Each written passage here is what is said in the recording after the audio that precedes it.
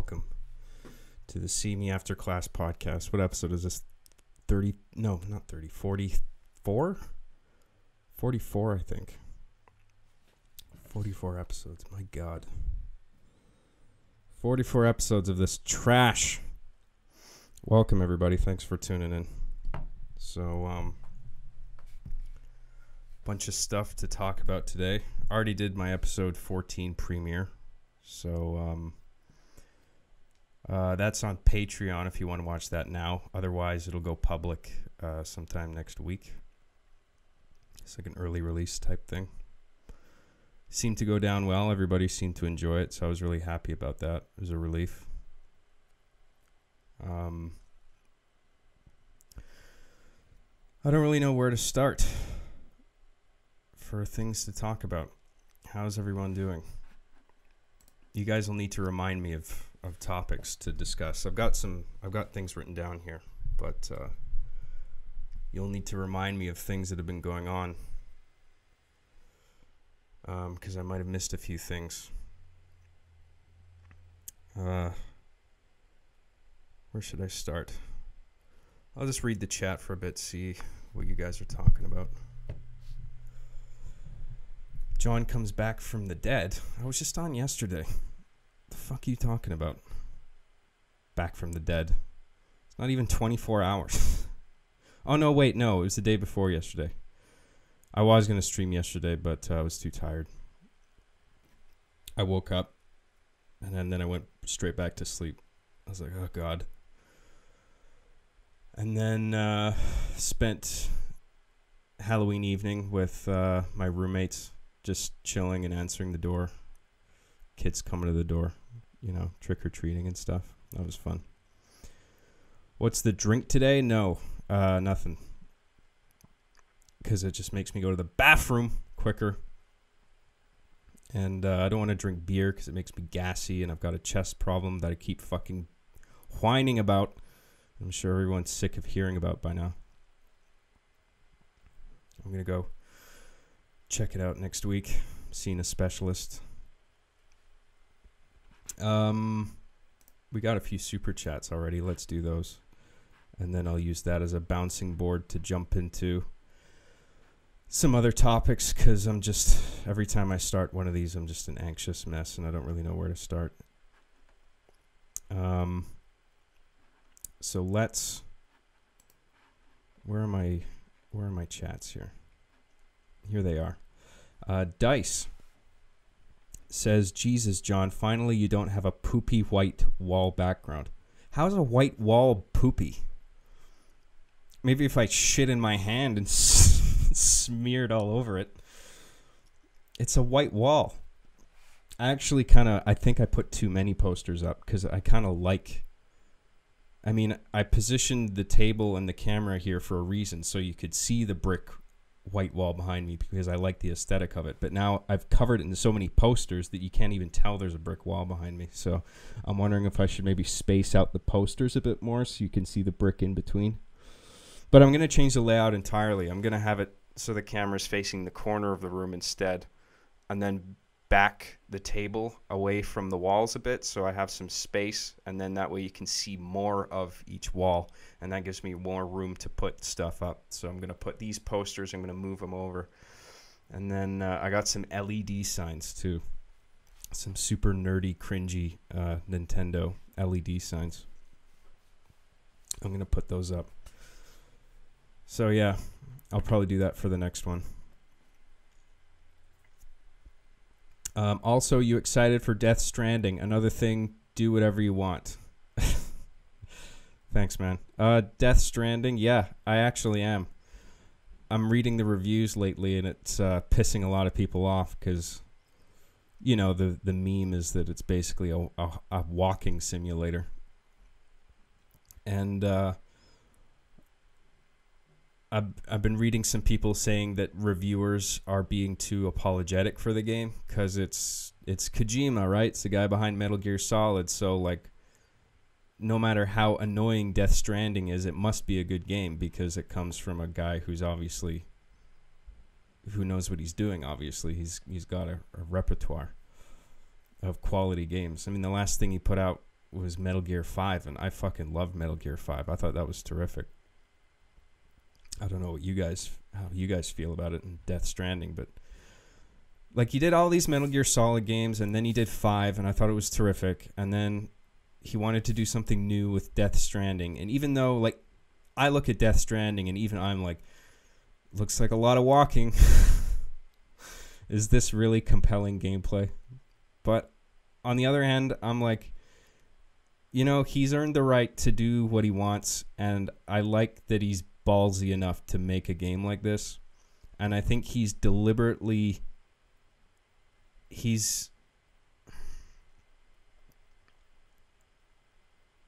It's like he's celebrating the minutia of it. And you kind of, as a gamer, you absorb the isolation and the themes of it, about, like, because it's some kind of post-apocalypse world, right, where people are isolated, but the key to salvation is people coming together and working together. And, like, the dude's last name is Bridges or something, or the company he works for is called Bridges or something, and it's obviously a metaphor for bringing people together, right? And I feel like it's theme heavy at the expense of some gameplay, perhaps. I mean, I haven't played it yet; it's not out. I mean, the reviewers got a hold of it, I guess, but I'm stoked to try it. I mean, I kind of like what it's doing. It'll probably annoy me, but I'll probably like it at the same time, and just appreciate it for what it is. And I still think the guy's a genius. Whether the game bombs or not, I still think Kojima's a fucking genius, and I'm excited for whatever he puts out. And it just looks like an interesting story, you know? And it's got a stellar cast. Like all his Hollywood friends that he likes to take pictures with on social media. Mads Mikkelsen. That girl from Spectre, she was the Bond girl. I can't remember her name, but she's cool. Guillermo, Nick Winding Refn, who are both, like, directors, but they decided to act in this for whatever reason. I guess because they're good friends with Kojima, I guess.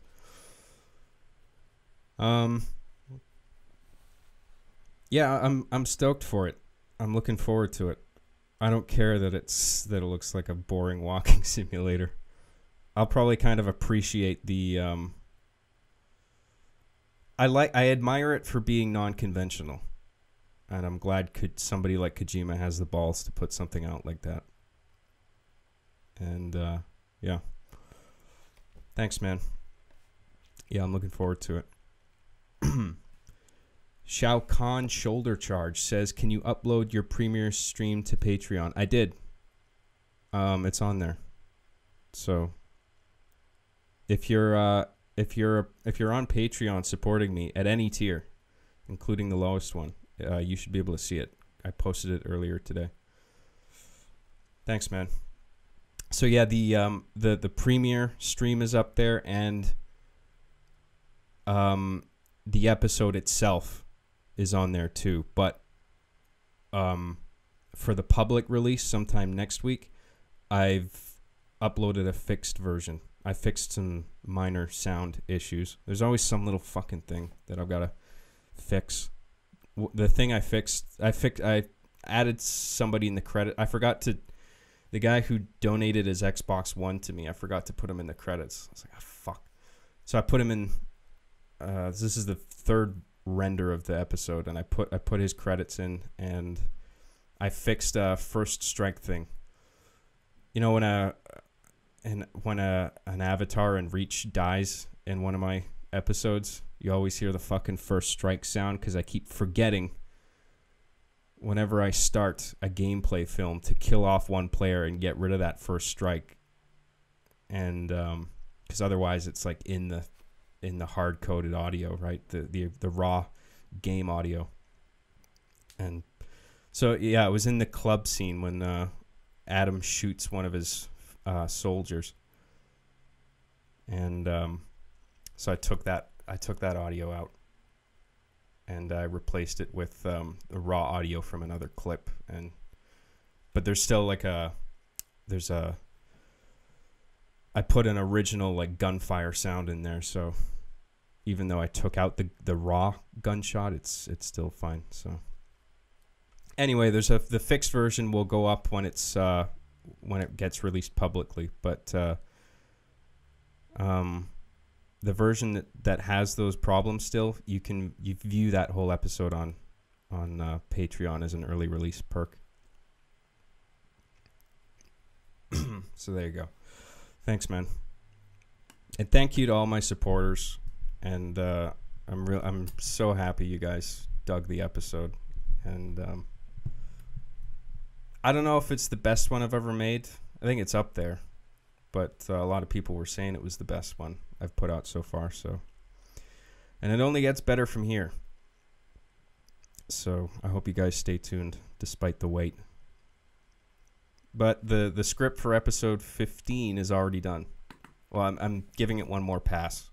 I have a draft that's near completion. Like, it's almost a final draft. I'm just combing through it one more time, and I might add 1 or 2 scenes and flesh out some dialogue.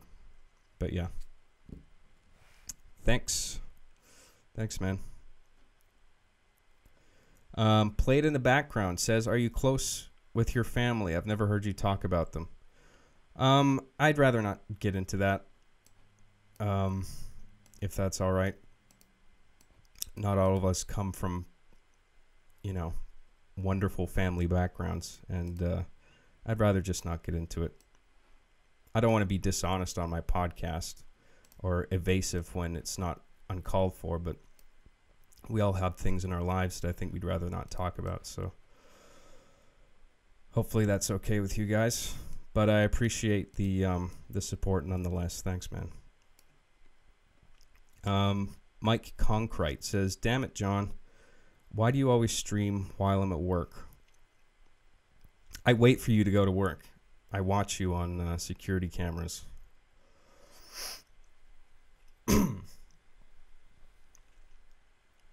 I bide my time. I'm like, is Mike at work? All right, let's do this. What is up, YouTube? Thanks, Mike. But hey, maybe that's not such a bad thing. I mean, I know a lot of people who listen to podcasts at work. Depends what you do, I guess.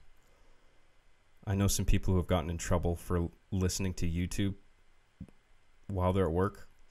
Even though they're sitting on their hands and they've done everything that, like, they've finished all their tasks. They're just waiting. And then they watch something on YouTube and then another coworker snitches on them.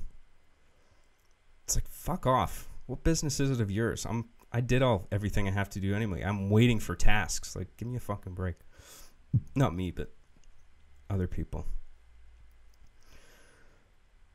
But then I know people, like, one of my friends is, he works in landscaping, and he's just blowing a shit ton of leaves, and he wears a headset anyway to, like, block the noise out, so he just puts earbuds underneath those, and he just listens to, like, 3 podcasts a day for his whole shift.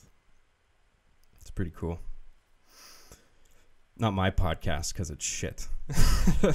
But other much more entertaining podcasts. Thank you, Mike. Blood Gulch Patrick says, Gian, stop cucking away our girlfriends, you Canadian Chad. Leave some for us, goddammit. No. The women are all mine. You can't have any. You expect me just to have one girlfriend and not... What was the number in the pilot for Arby and the Chief? Infinity billion. That's how many. And I won't be satisfied until I have all infinity billion of them. Was it 100 billion?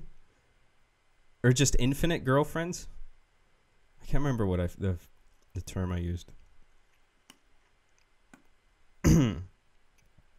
John does streams instead of work, Graham. How about all the work I just did on episode 14? I guess that doesn't count because it's over now, right? People wanted me to do a stream. I can shut this off now. Get back to work, slave. Why don't you make me? Why don't you come over here and pull me out of this fucking chair? I'm waiting. The door's open. Come on in. You fuck. I'm just kidding. Thanks, Blood Gulch, Patrick. Kurt Zeta. Thanks, man. Much appreciated. Hytham G says, do you think John 117 has a chance being in Smash? I don't know. I mean, if Doom Guy has a shot, then I think Master Chief certainly has a shot, but I don't think... Wasn't Doom Guy just ruled out? I don't think Nintendo would put Doom Guy in there anyway. Maybe, I don't know. I think Nintendo have relaxed quite a bit, going by like the content that they have in their online store. Like the fact that Hotline Miami is on Nintendo Switch surprised me. You know, considering how violent it is and some strong language. Not that I care, but like Nintendo, you know what I mean? Do you know Miyamoto held off on putting Hotline Miami on the Nintendo Switch store because he didn't like the music? What the fuck? What is that guy on? The fuck is he huffing? He thinks the music in Hotline Miami is bad, but he thinks that garbage music from the new Super Mario Brothers games is good. Bop, bop, bop. You know what I'm talking about. That fucking annoying. I mean, it's good now, because like with Super Mario Galaxy and Odyssey, they have like a full orchestra doing the score, and that's fucking amazing. But I hate that new Super Mario Brothers aesthetic. It's really annoying. But anyway, Hotline Miami's on Nintendo Switch now, and I love those games. Those are great. Terrific soundtracks. I mean, fuck, like, when it comes to video game soundtracks, it's hard to name something better than Hotline Miami. And Miyamoto has a problem with it? Get the fuck out of here. Anyway. Yeah, I don't know if he's going to be in Smash. We'll see. Did they reveal all the... I mean, I guess they're always adding new ones, aren't they? I just remember there being like 4 blank slots for like new characters that are going to be added to Smash via DLC. And a few of them, like 3 of them have been added already. Maybe the 4th one has been revealed, but does that mean that that's it? Or is there going to be new ones? I don't know.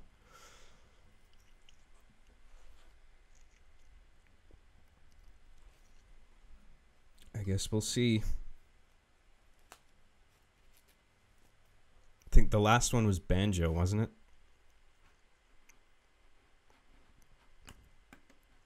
Anyway, thanks, Hytham. Slider Turtle says, does your mom ever tell you that she wants grandkids? Yeah. But I'm too much of a man-child loser to give her any. She has friends who, like, have sons who are getting married already. And she probably wonders when I'm getting married, and I don't fucking know. Do not have a clue. But I'm not alone. I think that's pretty common in this millennial Zoomer generation, where you have all these man-children who are... Some of them are still living at home with their parents. Or if they are living alone, they don't know how to talk to women. Or vice versa. Women don't know how to talk to men. Because everybody's so fucking crippled by technology. You know? And they're too riddled with anxiety to engage anybody in conversation.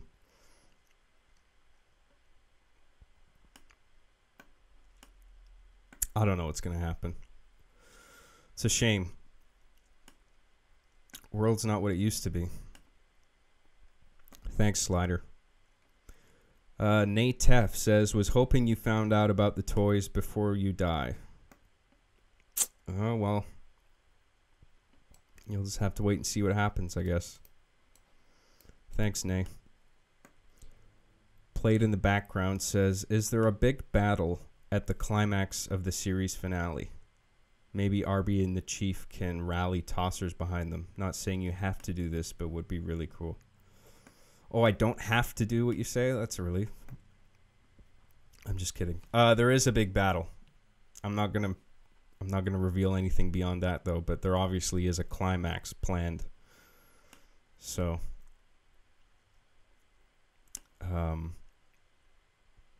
just have to wait and see. Okay. Thanks, man.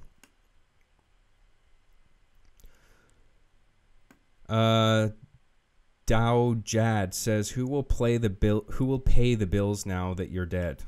It's a good question. I guess nobody. I guess the power is going to get shut off. Maybe that could be a plot point. I don't know. We'll see. Thanks, man. Brandon Vancour says, stop clogging the tubes, John. Sorry. I forgot the way the internet works is that it's basically a long Pringles can where if you want to access something, you have to reach your hand into the tube, pull out something. What's this website? Oh, Game Facts? No, that's not what I want. I'm just trying to get to Pornhub. Where is it? What's this one? Oh, it's Bing. Get the fuck out of here. That's how the internet works, right? It's a series of tubes. Thanks, Brandon. Hytham G says, the reason I think Chief has a chance, since Microsoft and Nintendo are friends, and it could happen, and Doom Guy, in my eyes, belongs to MK11, not Smash. What's MK11? The reason I think Chief has a chance, since Microsoft and Nintendo are friends, and it could happen, and Doom Guy, in my eyes, belongs to MK11, not Smash. I think that's not quite grammatically correct there, man. Having trouble deciphering what it is you're saying. You're saying since Microsoft and Nintendo are friends, that's why Chief being in Smash has a chance. Maybe. I don't know what MK11. Oh, Mortal Kombat 11. Okay. Yeah. Why did I not piece that together? I've been playing Mortal Kombat not that I've been playing Mortal Kombat for a huge stretch of time, but I played it way back in the day I had it for Genesis and Sega CD. That was a rad game. Thanks, man. Skylord Coda says, hang on, YouTube's window is cutting off the bottom of the last super chat. I can't read it unless I go into Streamlabs here. Hey, John, hope you get well soon. Also, I love the soundtrack you made for the Chaos Theosis arc. Oh, thanks, man. You talking about the Season 6 soundtrack overall?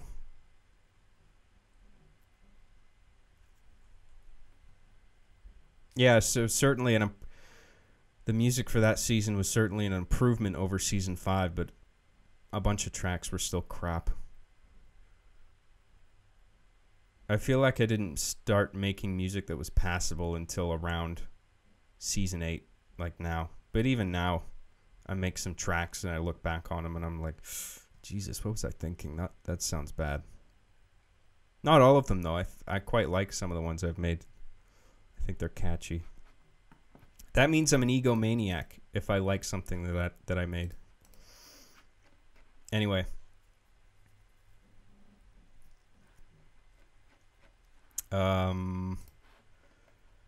Anything through Streamlabs? Nope. Okay, we're caught up. Let me check out the chat here. See what you guys are talking about.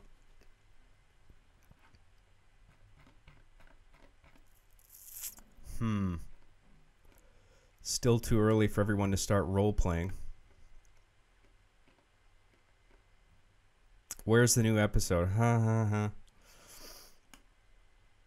It's up your butt. It's written already, so I'm actually going to start production on it very soon.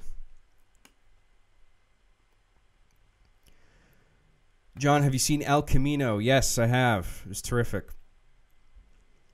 Unnecessary, as Vince Gilligan himself admits, but a great epilogue. It's a very satisfying epilogue and entertaining. And I really dug it.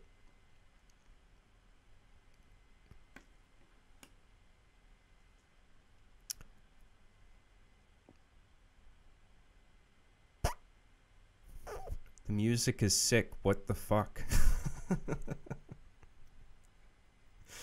Thanks, man. Looking sexy, my dude. Really? I feel like shit. I ate too much Halloween candy. Like a fat ass. Give your official Joker review. Okay. You guys want to hear my Joker review? I'm going to go into spoilers for this, okay? Is that okay? Can I go into spoilers on this? Is there anyone here who hasn't seen it yet?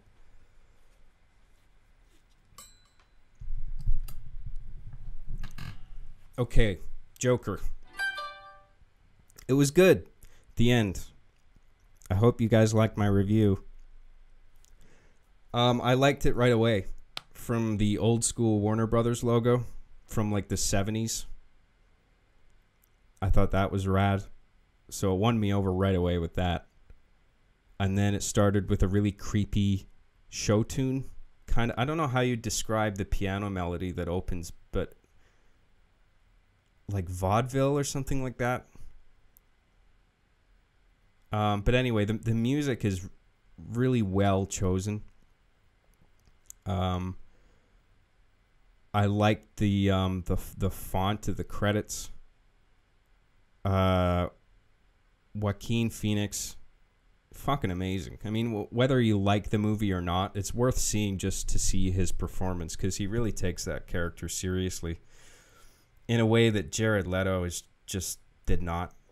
Everyone's dogpiling on Jared Leto, and I guess it's justified to a degree, because the story came out that he tried to kill Joaquin's Joker project or something. Like, he knew a guy who worked for the parent company of Warner Brothers, and he's like, hey, I'm trying to make Joker, mine for this era, but now Joaquin's just gonna come along and do the same fucking thing. Like, no.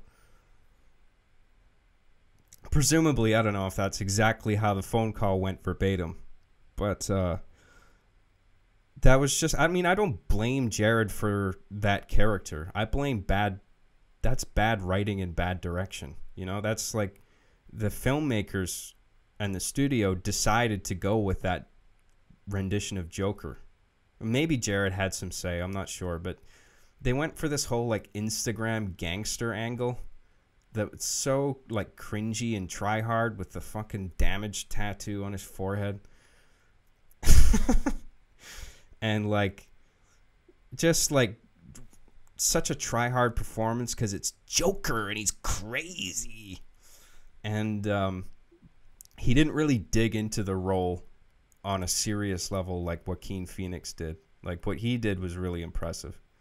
Jared, I went to see Suicide Squad in theater, and I heard that it was shit, but I went anyway because I'm a big comic book fan, and I really wanted to like it. I'm like, maybe I'll be the one guy who actually sees some redeeming quality in this movie. And then I went to see it, and I was super fucking annoyed. Like, within the first 10 minutes, I was pissed off because I could see that it was butchered in post-production. I was like, this movie looks like it was shot one way and then cut completely differently, and all the scenes were shuffled around in a way that wasn't written in the script. And whenever that happens, you can tell. You can tell when it's not cohesive like that and not following the script. And right away, I was annoyed. Didn't get that with this new Joker movie. Margot Robbie, by the way, I think is great. Her new movie that's coming out, I think, looks cool. I think she takes that character seriously, not in the same way Joaquin takes Joker seriously, but I really feel like Margot Robbie brings that Harley Quinn character to life. Jared Leto just sucks. It's not even him. I don't blame him entirely. Maybe he's to blame to some degree, but it's just a bad direction to go in. The Joker wasn't intimidating at all. He was just annoying. He's like that annoying emo guy at high school that you make a point of avoiding every day, who tries so hard to convince you how OG he is, and it's like, no, dude, you suck. Anyway, back to Joker. Joaquin Phoenix's Joker. Spectacular performance. Did you guys watch the Red Letter Media review of it? Mike Stacklasa, he commented on the opening scene of it. His Joker's at the start of Joker, he's holding up this sign, right? It says everything must go, and he's like a sign spinner. He works for a clown for hire company, Ha-Ha's, and he spins signs for like advertising businesses, and he's got this sign that says everything must go. And it's obviously symbolic. Like the everything in this case is not only his mind, but also society in general. Because he lives in a society, as we all do. Hashtag gangweed, rise up. And then Mike was saying how the Joker got hit over the head with the sign. And he compared that to the audience being hit over the head with like the message of it, like the symbolism, which I thought was a really funny observation. But I have to disagree with him on like it. I didn't have a problem with it. I thought the sign was really clever. I thought the symbolism really worked. I thought him getting hit over the head with it. It's a funny parallel to draw, but on a surface level, it does make sense. Like, because the kids were bullying him and they hit him with his own sign, and like that's a believable scenario. It's when the subtext is too on the nose and the surface level, the surtext of what's happening doesn't make sense. That's when there's a problem. Like, I don't know if you guys have ever seen that movie Mother with Jennifer Lawrence, directed by Darren Aronofsky. That's I recommend that movie, by the way. It's got problems, but it is laugh out loud funny in the second half. But that's an example of a movie where on a metaphorical level, it makes perfect sense. But on a surtext level, like on a surface level of what's immediately happening in front of your eyes, it makes absolutely no fucking sense at all. You know, Jennifer and Javier Bardem live in this house in the middle of fucking nowhere, and Ed Harris just shows up out of nowhere. Like, how the fuck did he find that place? And then Michelle Pfeiffer just shows up looking for him. I don't know how she found the house. And then their kids show up, and then one kills the other. And it's so insane, and it makes no sense on a surface level. But if you look at it on a metaphorical level, like what each character represents, it's like, okay, the sons are Cain and Abel, and one brother kills the other, so I can see the allegory. But on a surface level, this is totally stupid. And if that was the case in Joker, I would agree with Mike's argument there. But it made sense to me. Like there was an alignment between what was going on the surface and the metaphor underneath, and I thought it worked. And I liked how, like, Joaquin's on the ground next to the broken sign, and he like reaches to put it together, but then he gives up and he just honks his, like he presses something on his chest that makes the flower on his chest spray water, and it's like a way of saying, like, he's just going to forego putting together his mind or trying to repair society in some way and contribute to to putting society together, and he's just going to resort to laughter and chaos, that kind of thing. I thought that was really cool. It was a great opening scene. And then from there, I love the whole build up. I remember watching that Red Letter Media review and all the stuff Jay was saying. I didn't know what the fuck he was talking about, man. He seemed to completely miss the point. That was really weird. And I think a lot of people in the comments said the same thing. But I had no problem with all the stuff leading up to like all the character stuff in Act 1 and 2. Like, it all seemed to flow really nicely.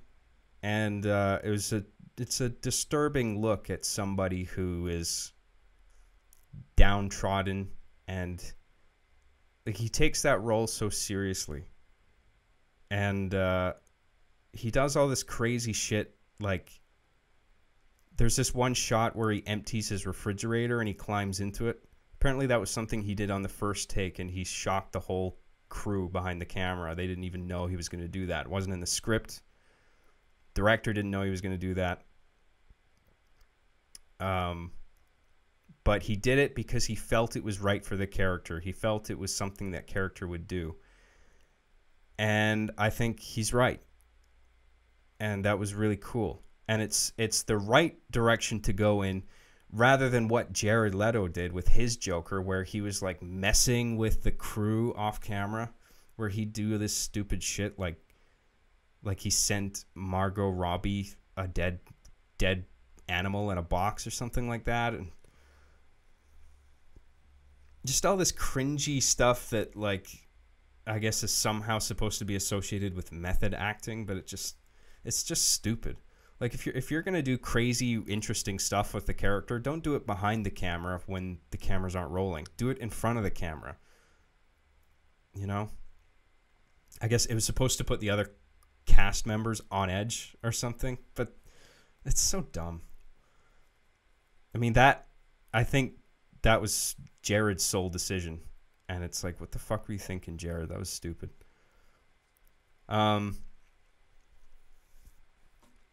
So yeah, Joaquin did crazy stuff with the character in the right ways, and he did it in front of the camera.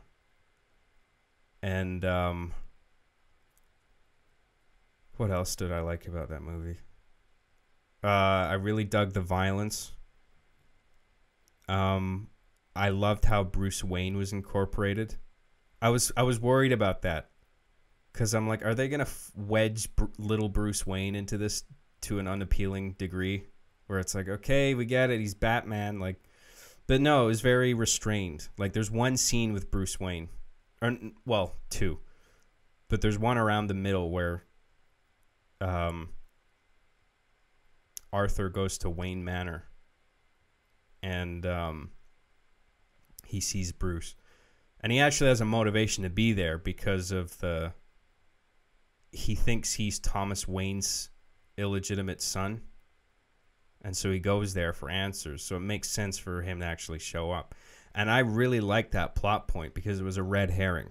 It's an intentional misdirect. You're meant to think like the movie makes you think, it makes you worry at first that, oh no, they're gonna make Arthur like Bruce Wayne's brother, and like they were brothers this whole time, and like they were cut from the same cloth, and one became Batman, one became Joker. That makes you think that's what they're doing, but they don't. Like, the fact is that the mother has narcissistic tendencies. She's a narcissist, and she's, all this is in her head. So Arthur is not in fact Thomas Wayne's son. So it puts that misdirect in there, and then it intentionally says, nope, we're not doing that. And I was like, oh, that's great. What a relief. And so Bruce Wayne was really well handled. Understated. Like, you know, Alfred was there. and not too much though. But like, you know, I don't even know if he was. Bruce might have said his name once, but it's doesn't really. You know, Alfred doesn't come out with a sign, with a neon sign hanging around his neck saying "I am Alfred." You know, it's just this nicely, like, it's subtle enough where I'm like, this is great. And what else? Escalated really well. It's kind of a slow burn, but I didn't feel bored. I was really entertained by all the, like, the character stuff. And Joaquin's just compelling to watch in that role. And then it gets really violent. And I want to talk about, like, all the negative press. I said this the other day about Joker. It's been so divisive in terms of, like, media opinion. Like, it's either the best movie ever or it's the most morally irresponsible movie ever. And I don't think it was irresponsible at all, because I think anybody who thinks Joker is a morally irresponsible movie is neglecting the role that Batman plays in it. Bruce Wayne might have not have had a lot of screen time in that movie, but he is absolutely crucial to that movie.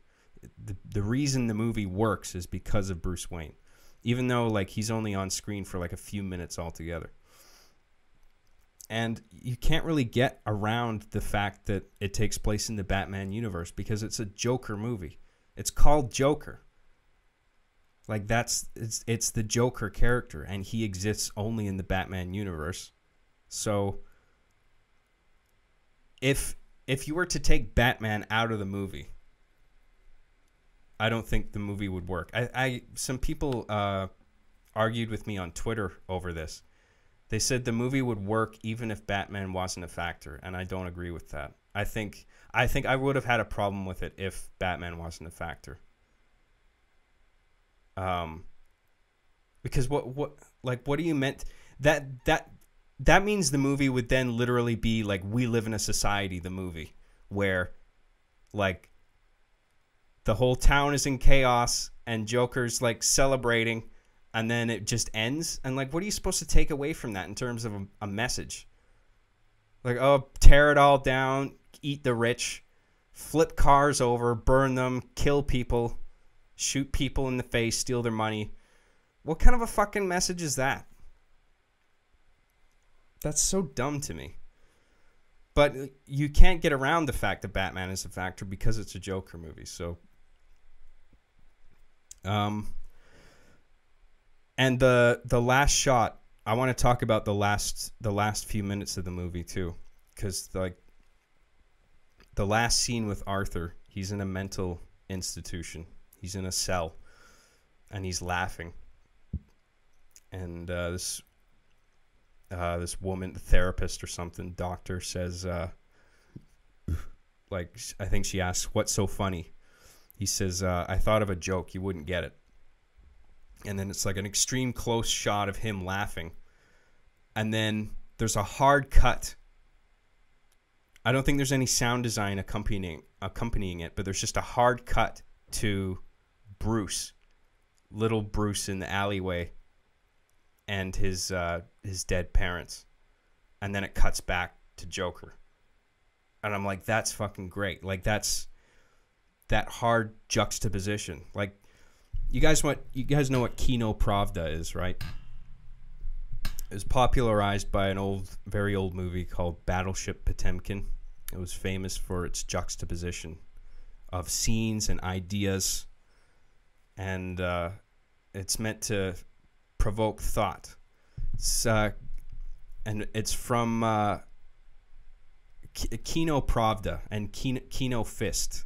It's like, Kino Fist is this idea of, like, juxtaposition punching the audience in the face, right? Where it's like we're smashing this idea and this idea together, and you're meant to synthesize this idea in your head, and that's the fist that's punching you in the face. That's Kino Fist, right? To me, that's what that was. Like, you have this ultimate, he's an agent of chaos. That's what Joker is, right? And then you hard cut to Bruce in the alley, who is the agent of order.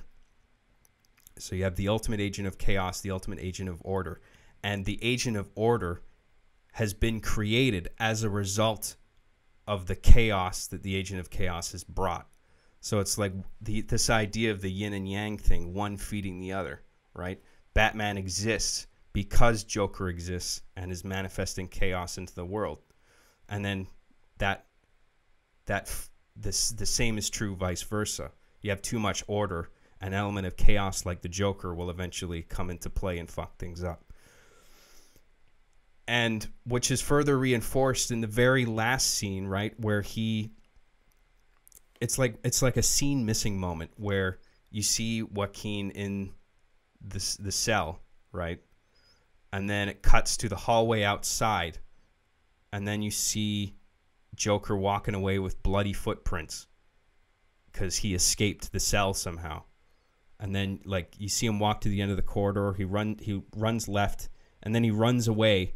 And in kind of a Scooby-Doo-esque scene, you see him run away and like one or two doctors chase him. And then he runs the other way and then more doctors chase him. And at first I was like, how did he get out? How the fuck did he was just in the cell, but he got out somehow. But then as I thought about it more, I realized how symbolic it was. Like the reason you don't see how he got out of the cell for a reason, because it doesn't matter. Because the fact he escaped is symbolic of the fact that evil always manages to find a way to break out into the world and manifest itself. It doesn't matter. The means of that doesn't matter. The fact is that that's what happens. Evil always finds a way out into the world somehow, because evil is in the heart of every person. And I thought that was great. That was a great way to end the movie. And it seems it's deceptively hopeful. Because if you just analyze on a surface level, it's like, oh, Joker got out. And that's the end of the movie? Like, that's not a happy ending. But you're meant to then go like, oh, well, Bruce Wayne's going to grow up, become Batman, and then they're going to have this eternal battle between each other. And then I think that's great. It's like it acknowledges very strongly the presence of Batman, but it doesn't oversell it. You know, you don't need a scene at the end where it's like, 20 years later, and then Bruce Wayne's all grown up and he puts the fucking helmet on, or his headset, the fuck word am I looking for? His mask, I guess, with the ears. You don't need to see him put the ears on at the end. It's like, just by that one hard cut to Bruce in the alley, what the filmmaker's intent is. And the juxtaposition is clear. And that's what I thought of Joker. I hope you liked my review. It's a good movie. If you haven't seen it, well, I guess if you haven't seen it, I just spoiled the whole fucking thing for you. But I did warn you guys. But yeah, good movie.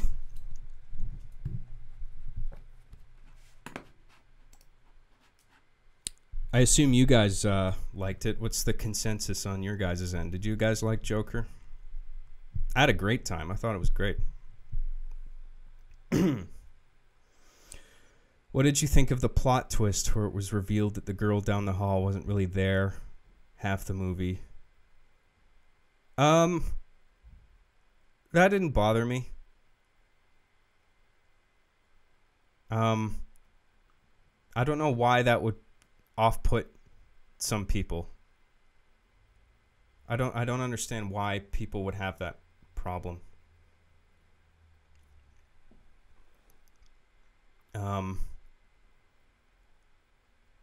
I didn't expect it just because of the way it was like shot.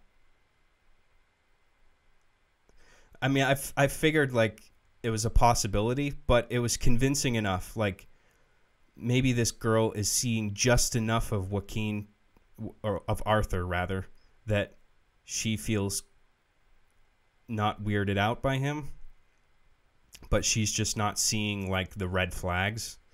Maybe she's just seeing him scarcely enough that she doesn't pick up on the psycho factor. But yeah, that part didn't bother me. I don't really see why people had a problem with that in particular.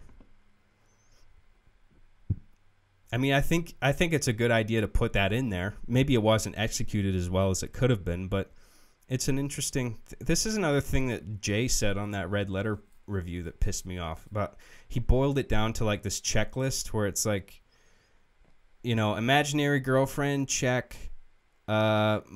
Oedipal complex because he lives with his mother, check. And I'm just like, you can do that boil everything down to a checklist thing with so many movies, including really good movies. It's like you gotta give Joker ingredients like to work with, like mother. Okay, it's an interesting relationship. Girlfriend, yeah, that's interesting. Do something with that. Like, what's the alternative? Some fucking guy roommate that lives with him named Steve. Like, what are you gonna do with that? He's just there in the background eating pizza with a backwards Supreme hat on.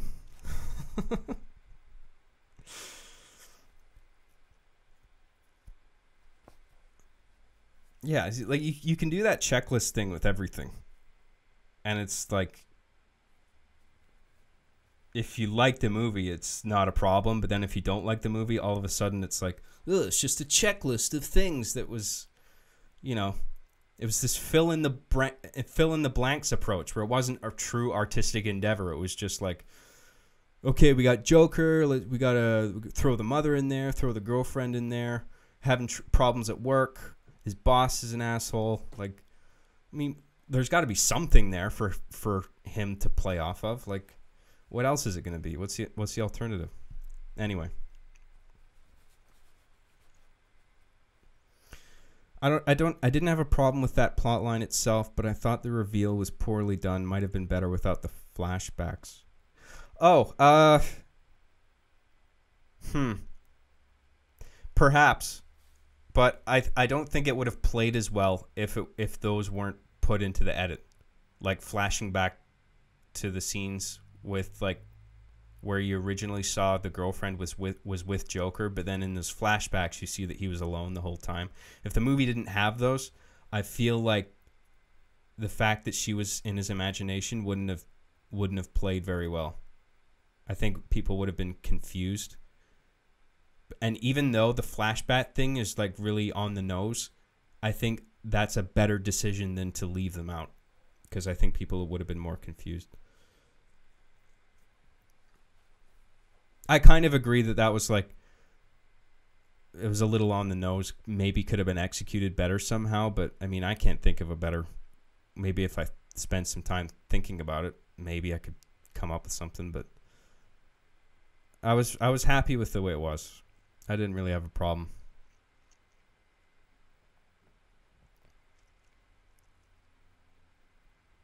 Anyway, that's my Joker review. There you go. Let's move on to some other stuff. Joker needed 500 acts, lots of titties and explosions. Ah, yes. Didn't have any explosions, so it was a bad movie. The Dark Knight had way more explosions than Joker.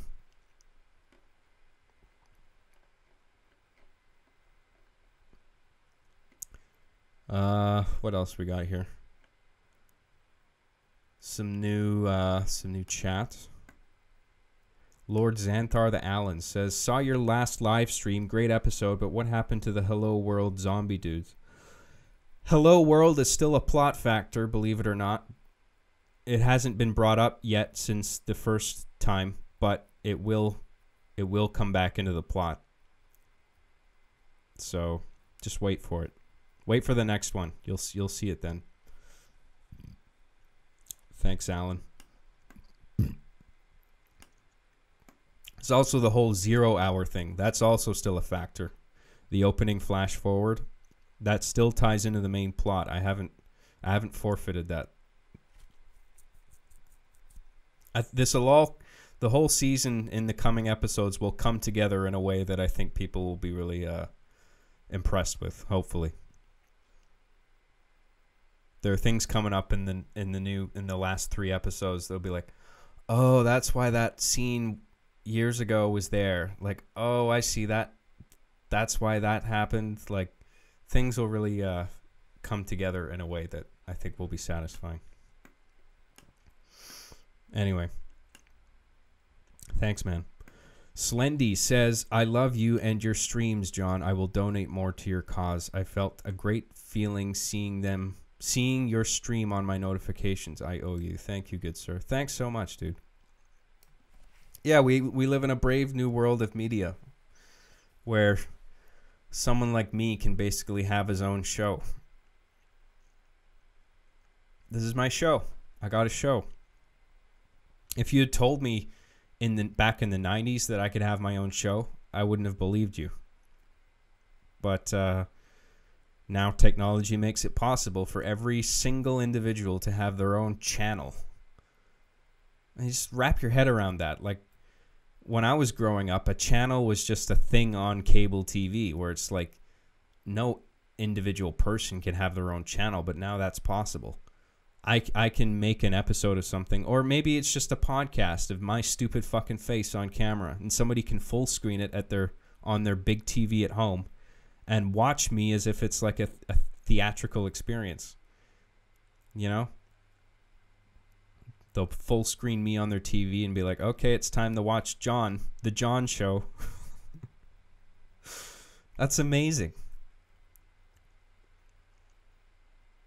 I can never, I'm still getting used to that idea, the fact that that's possible, you know. And I myself, I find myself watching just streams of people. Like, do you guys know Nick DiPaolo? He's this comedian that's been around for a long time. And I've been listening to him for years, and now he has his own podcast. He has his own YouTube show. And I watch him a lot because I think he's really funny.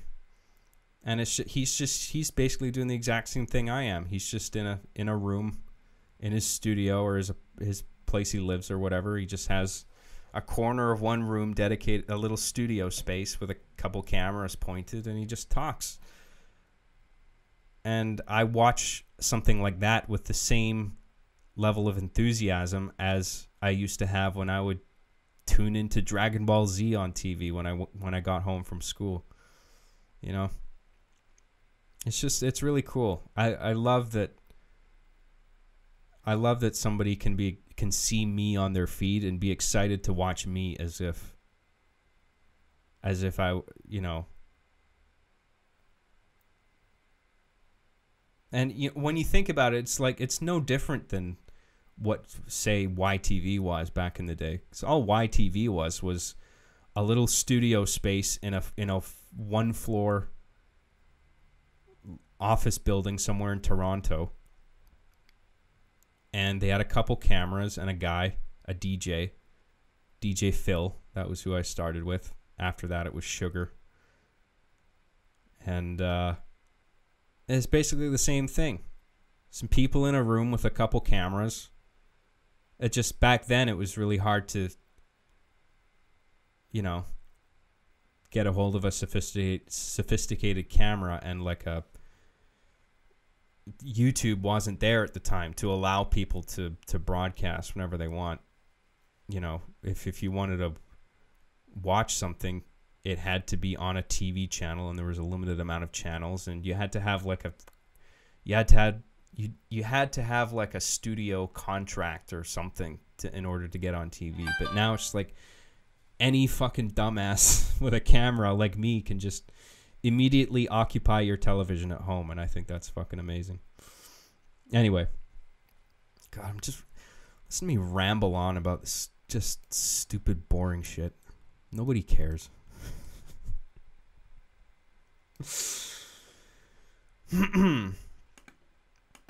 All right, thanks, man. Thanks, Slendy.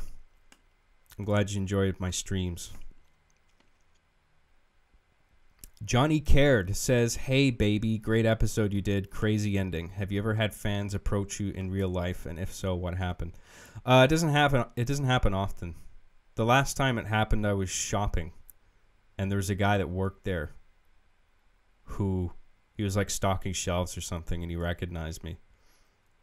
And I used to react not well to those circumstances, but I've loosened up a lot, and I was quite happy to hear from somebody who knew who I was. And he asked if he could take a picture. I was like, yeah, dude. Took a picture with him.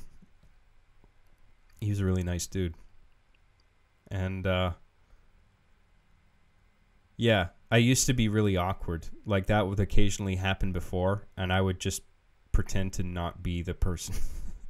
It's like, are you that guy? I'd be like, no. You must be thinking of somebody else. And then leave in a hurry. So I didn't know how to deal with it. It's stupid. I'm better with that now. I'll just be like, yeah. So I used to be like, I mean, I'm still insecure, but I used to be way more insecure than I am now. But yeah, I don't let it bother me anymore. It's like, why am I feeling insecure? Like, I make stuff online that people like, and people are happy to see me, so why should I fucking feel... Why do I have to feel weird about it? That's all in my fucking head, so I just force myself to stop being weird. Just embrace it. It's not that it happens that often anyway.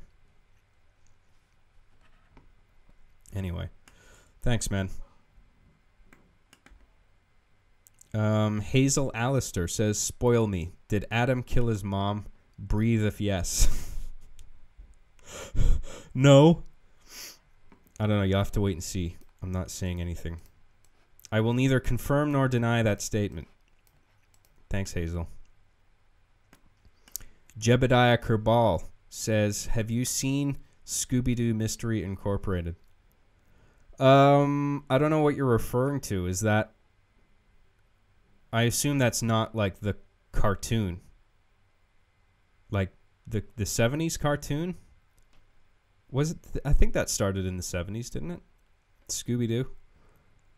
Are you referring to like one of the live action movies? Is this a reboot of the cartoon? Is this a video game? I had one of the Scooby-Doo mystery games for Genesis. It's the one where it takes place in a circus. It's kind of a point and click thing. Well, not click because it's not PC. It was on Genesis, but you know what I mean. That kind of like what is it? Secret of Monkey Island, that kind of format where you there's a cursor and you point where the character goes, and then you select an object, and then you have a menu of actions where it's like talk, use, open, close, kind of like that. I had one of those games. That was great.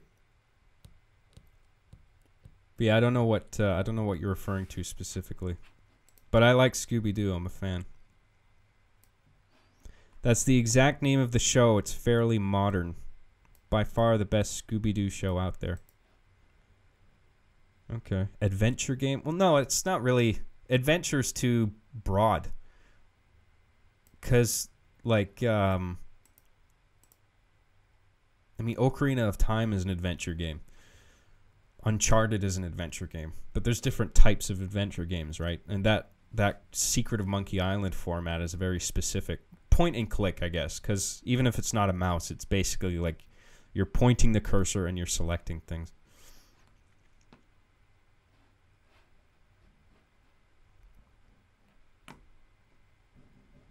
All right. Thanks, Jebediah. Blue Ridge Media says, how did you like the latest volunteer VAs? They were great. I mentioned this the other day. A lot of them were really good. A few of them, the recording was really poor. A few of them, the delivery just wasn't. It was either not enough effort or too much effort. Where it's like the lines were being yelled. And it's like, dude, that people don't talk like that. You got to dial it back, dude.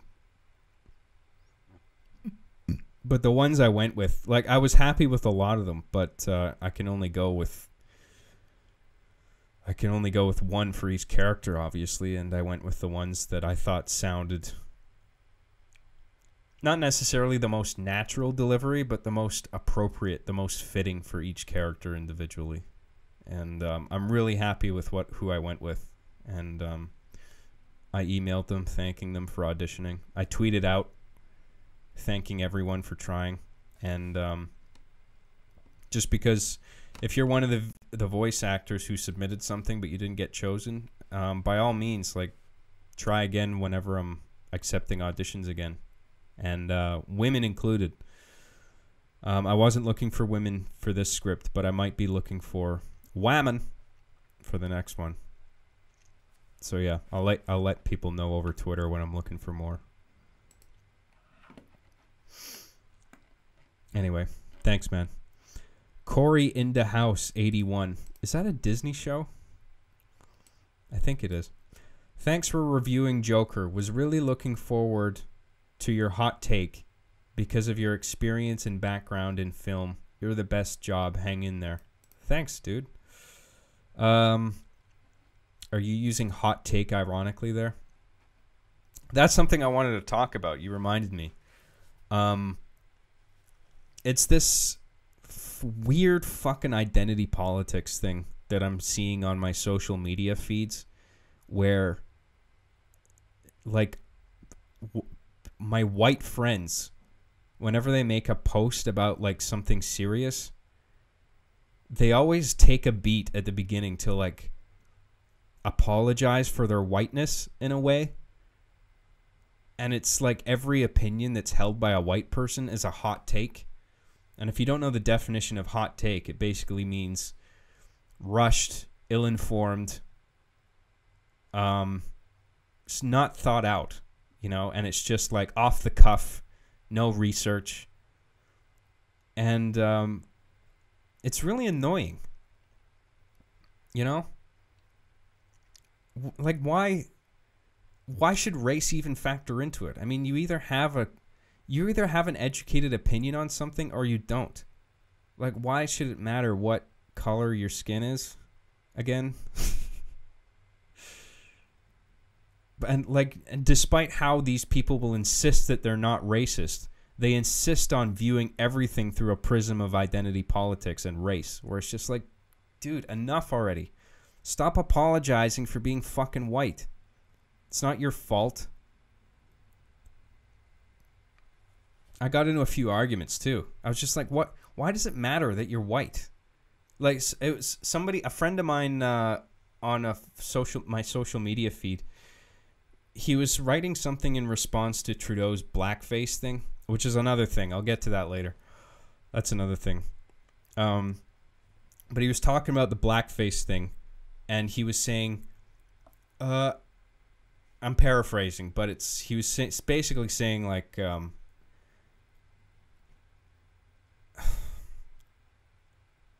I know you guys are probably sick of yet another white person's opinion on this. It was something like that. Whereas basically an apology for, like, sorry, I am white, but here's my opinion. Please let me have it.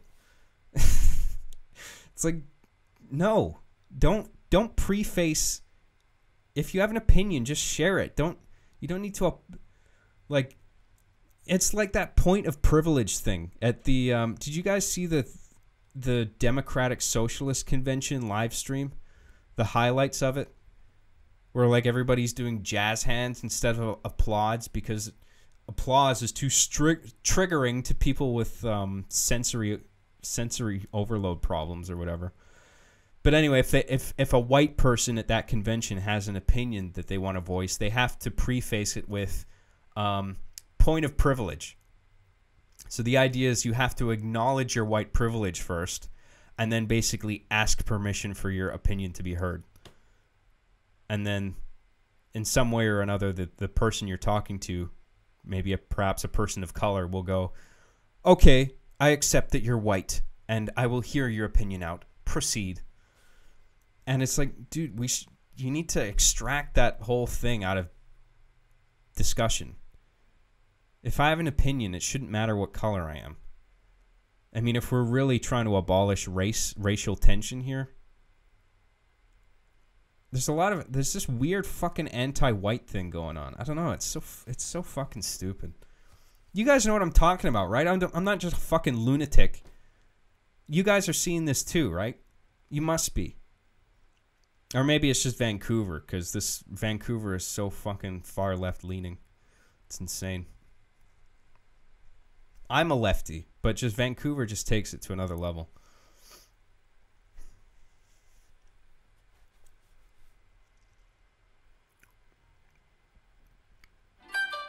But yeah, you're when you said hot take there, that just reminded me of that, because like white opinions were being commonly referred to as hot takes, and I saw that a few times on my feed, both from white people and people of color, saying all white opinions are basically hot takes, and I'm just like, no, they aren't. You're telling me that a person of color can't have a hot take on something? They can also have an educated opinion on something. The point is that race isn't a factor. Anyway, you know what I'm trying to say. It's fucking dumb. Anyway, that's something I wanted to mention that was bugging me. I'm glad you reminded me of that. Thank you, Corey in the house. Appreciate it, dude. You're very generous of you. All you guys, thank you. Can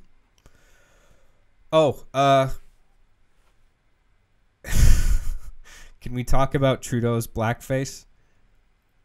That was pretty funny.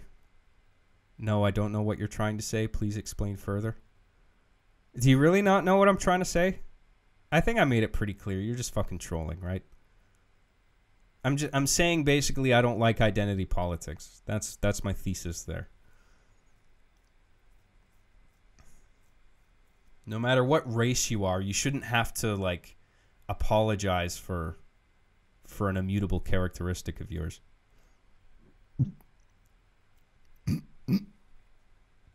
But Trudeau and his blackface, I thought that was... Oh, yeah, that's why that guy, he felt the need to apologize first for the fact he was white for having an opinion on this, because as a white person, he didn't know the effect that blackface has on, like, people of color. Like, if a person of color were to see Trudeau in blackface, that would stir up negative feelings in them in a way that a white person could never understand. Which there's something to that. I'm not going to throw that opinion out completely. But just because you're white, that it doesn't mean you can't have an opinion on somebody doing blackface. Me, for instance, I think what Trudeau did was really fucking dumb. But I mean, that's not an offensive opinion. I'm sure people of color would agree. But I can see how, like, I may be less sensitive to the depiction of blackface than somebody who's a person of color who's, like, who maybe has some, like, direct anecdotal trauma related to, like, somebody doing, like if you're a person of color and you see someone with a painted face, that might affect you more so than somebody who's white observing the same thing. And so there might be something to that. But you should be able to have an opinion on anything regardless of your race. And yeah, I thought Trudeau, what he did was dumb. But I also thought it was really funny. Because not in like a, that was a great idea, he should do it again kind of way. What I thought was funny was that he was caught doing blackface once, right? And then he came out to the press, and because Trudeau knew in his head that there was at least 2 instances where he did blackface, right? And so when the first one came out, Trudeau tried to get ahead of it in the press by coming out and speaking to the media himself and talking about not only the instance that was shared in the media beforehand, but also a new instance that he wanted to mention himself before the media got a hold of it. So that was him trying to get ahead of the situation, where it's like, yeah, I acknowledge that the blackface thing that I did, that was really bad, but then I also did it another time, and I want to be the first to mention it, and I acknowledge that was bad, and I shouldn't have done it. And he tried to get ahead of it. But then after that, that's when the third one came out. He tried to get ahead of it, but then the third one was there anyway. And that came out in the media. The media got a hold of it first before Trudeau mentioned it. And it was the worst one of all. It was like it's like he painted his face in charcoal. And he had a big fucking fro as well. And he was like, he had his hands thrown up in the air in victory like this. It was so, I was laughing at how fucking stupid this guy is. He's so dumb. He's so disingenuous. Everything he says seems like bullshit. Every time he gets in front of a camera, it's just lies, lies, lies. And somehow he got elected again. I think that's... I mean, we just had this Canada election debate. I don't know if he's locked in for another 4 years at this point yet. But, I mean, it looks like it's going that way. And it's just fucking ridiculous. Because conservatism has been demonized to the point of being unforgivable. That, you know, people will do literally anything than vote conservative. And so they voted for Trudeau, despite the fact that he's a lying sack of shit. And I don't even disagree with all of his policies, but he lied. He got elected saying that he wouldn't do those things, and he did them. And it's like, dude, the guy's been outed as a liar, and he's an embarrassment. And everybody voted for him anyway. Ah, fuck. It's so dumb. It's so dumb. And that debate was a fucking disaster. I don't know if you guys watched that. Well, I don't know if... You guys probably don't even know what I'm talking about. The Canada election debate. It was on YouTube. But Canadian politics is so fucking boring. It wouldn't surprise me if not one of you even saw it. But the format was just terrible. Nobody had any time to speak. The allotment of time between people was terrible. Like one person there'd be like 2 minutes total for a particular topic, and then one person would occupy 1:45, and then a second person would only have 15 seconds to respond. Literally at the very end, you can even look this up on YouTube and watch it. It's fucking hilarious. At the very end of the debate, there's this really complicated question that's directed towards Trudeau,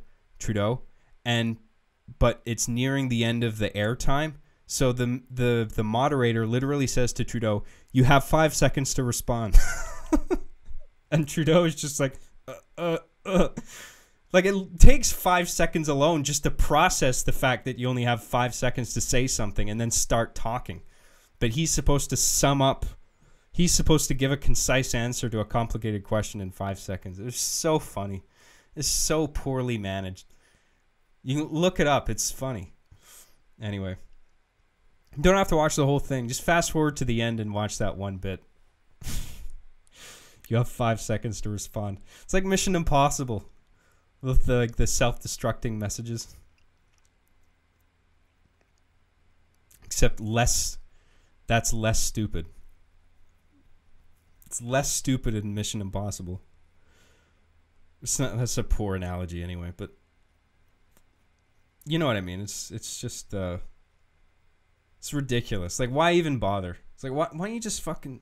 I guess you can't extend the airtime because I guess it was being put on broadcast television, but I mean, who the fuck is watching it on cable TV anyway? Most people are probably watching it on YouTube, and there's no time restriction on YouTube.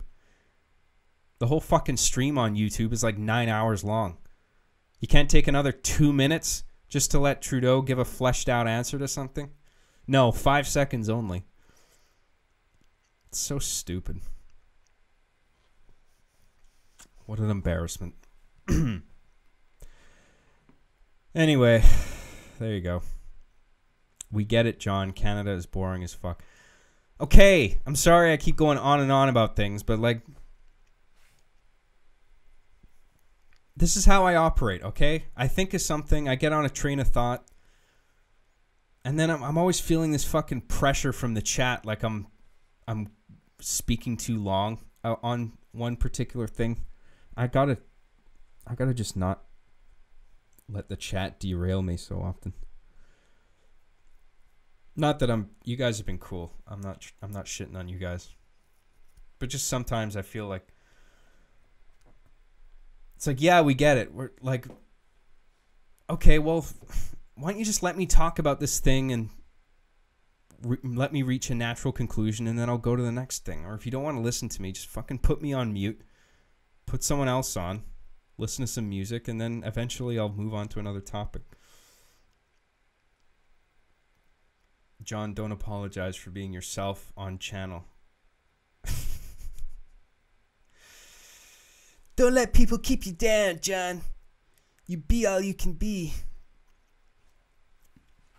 All right, let's move on here.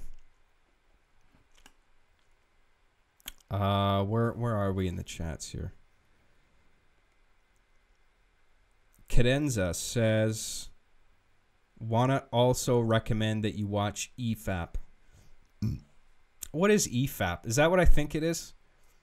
Some kind of masturbatory porn thing?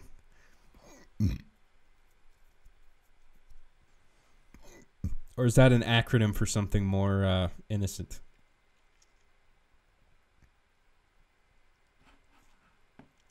Stop picking at your eyebrow. I'll do what I want. You gonna fight me? Fight me, I dare you. It's true though, I pluck my eyebrows. I shouldn't do that. It's like a nervous thing. John, stop picking your eyebrows. Your talking from earlier got me to start playing Metal Gear Solid 5 this stream. I like how far deep you go into your convos. That's cool, man. Yeah, that game is dope. I actually didn't finish it. I finished the first chapter. I didn't stick with it. I got stuck on a hard mission. It was one of those fuck, what do you call those mission types in Metal Gear Solid 5 that are much more difficult than the usual ones? There's like a subsistence or something. It's in like parentheses next to the mission name. I can't remember. It was one of those. I got stuck, and then I got fed up, and then some new games came out. I was like, whatever, I'll play it later. And then I never did. No, not casual. No, it's an indicator for an increased difficulty. I just can't remember the term.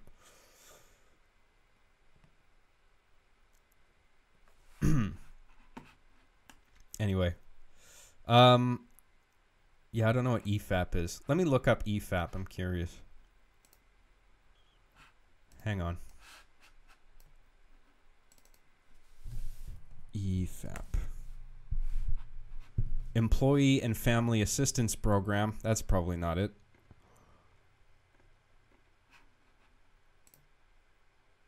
That's all I'm seeing on Google. What the fuck is it? Is that it? It can't be. That looks boring.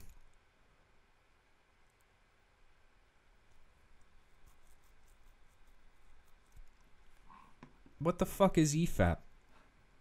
Whatever, I'm not finding anything on here. Is it on YouTube? Every frame a pause? Every frame a pause.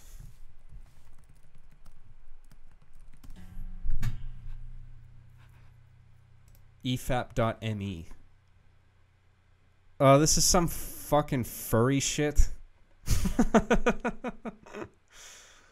I know there's probably furries in the chat. I'm not shitting on you guys, but I'm just saying, like, furries isn't really my thing. Every Frame a Pause is a podcast on YouTube hosted by Mahler, Wolf, and Rags, where they discuss various forms of media, be it movies, TV, or games. Oh, okay.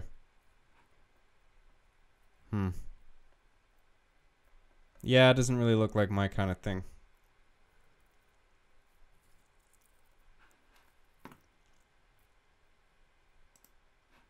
Yeah, furries, no thank you. Yiffin hell. Thanks, man. Thank you, Cadenza.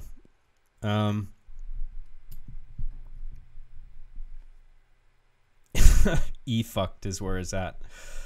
It's sad because I actually know what you're talking about in that case. I've seen a few of those. What else we got here?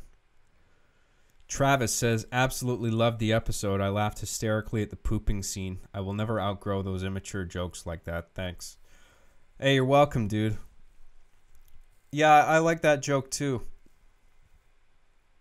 I mean, I try to be clever with jokes, but I also want to show people that I'm not above a good fart joke. You know, that can still be funny.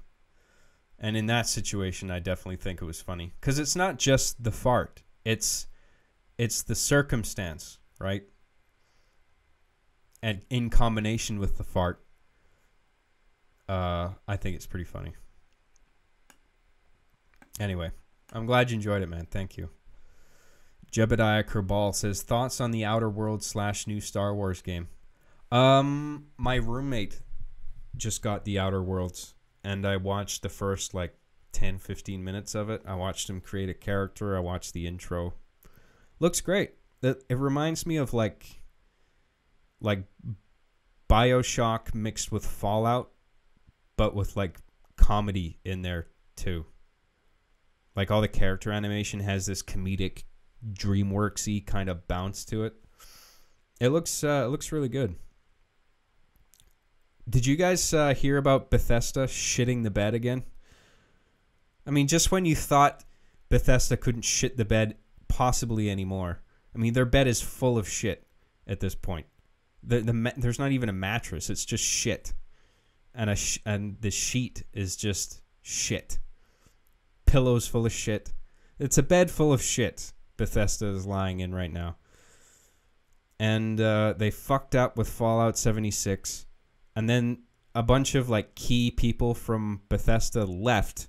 And they're the ones who made the Outer Worlds.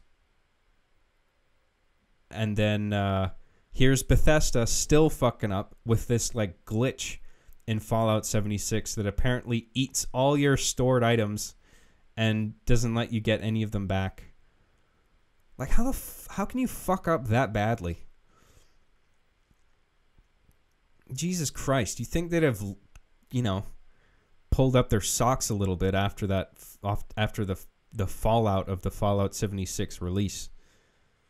Now there's a bug that deletes your entire fucking inventory. Am I wrong about that? I think that's correct. That's great, John.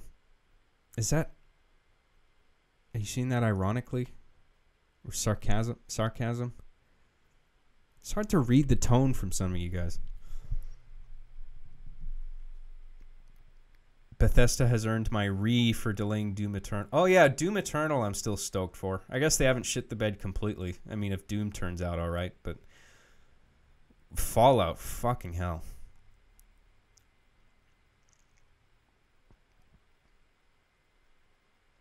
Jesus Christ. How do you even... I don't know. Anyway, I haven't played the Outer Worlds. The new Star Wars game, I don't know what's the subtitle for that? Is that a new KOTOR?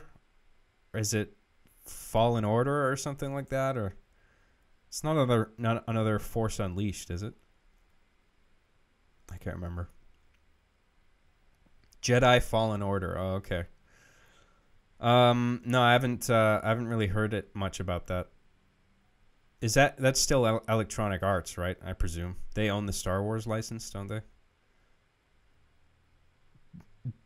I think Battlefront did pretty well, didn't it? Despite all the microtransaction bullshit. Do people still play Battlefront? Or is that forgotten already?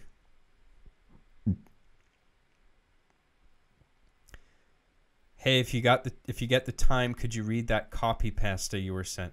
Oh yeah, sure. The fan submissions. I think I made a category in my Gmail and I put them all in there. So yeah, I can get to those. We'll finish off the chats here, the super chats, and then I'll look at my email for those. Comes out in a couple of weeks. Oh, okay. What's your opinion on the new Terminator movie? I haven't seen it yet, but I'm not really compelled to see it, to be honest. I wanted to be excited about it, but I'm just not. And I'm convinced it won't be better than Terminator 1 or 2. Terminator 1 and 2 are both amazing in their own ways. It's kind of like that Aliens thing, where it's like there's this endless debate about what's the superior movie. If you want horror, watch Alien. If you want action, watch Aliens. It's not hard. They're both great movies, but they're different genres. And I think that's kind of the same for... I guess Terminator is an action movie, but it's more... I think Terminator 1's more of a thriller, action thriller. And Terminator 2 is more like popcorn action. There is a slight genre difference between the two, I think. Anyway. Thoughts on Mr. Robot so far? I haven't actually watched the new season yet. I fucking love that show. I'm surprised I haven't gotten around to it. I'll get to that soon. Terminator Salvation is underrated gold. Do you mean that in like a it's so bad it's good sort of way? Because I heard it was bad. But I do want to watch it just to see Christian Bale in it because I really like that dude. Christian Bale's a great actor. I'm curious what he does with that role.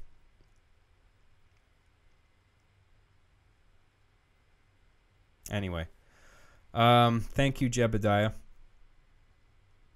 James R. says, hey, John, I just want to apologize for my whiteness before I start. Good. Is this a point of privilege that you're making? I hope you acknowledge your white privilege before you wrote this. I swear I'm not racist and I let my wife get with any men as long as they aren't white.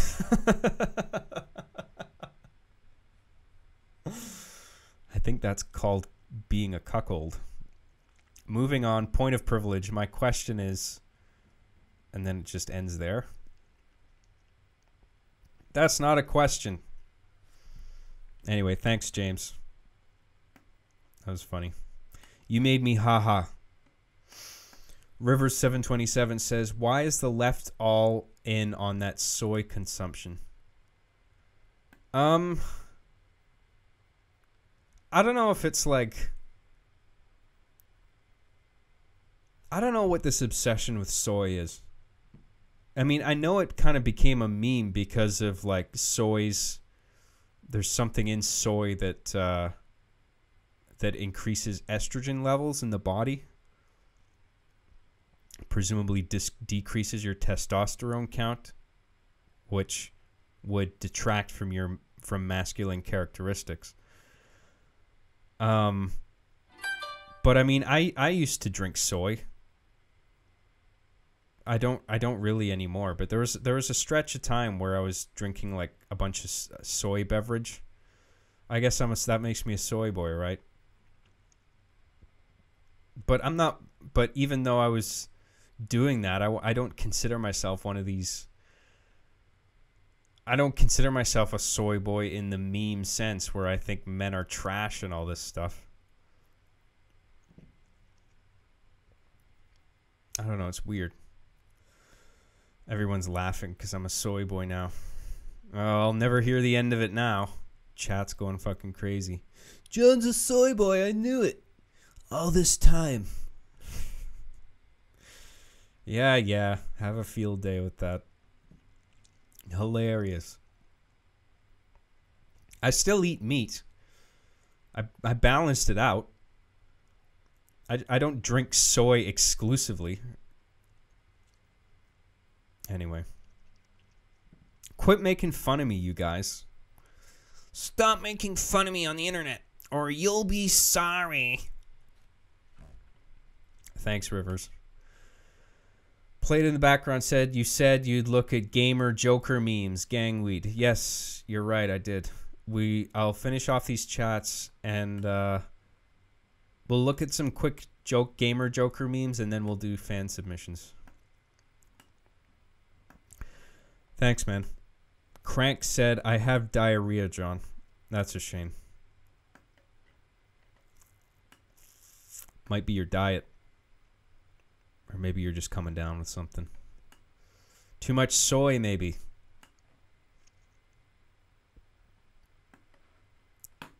Thank you, Crank. Johnny Caird says, how's that love life going? Non-existent. Thanks a lot.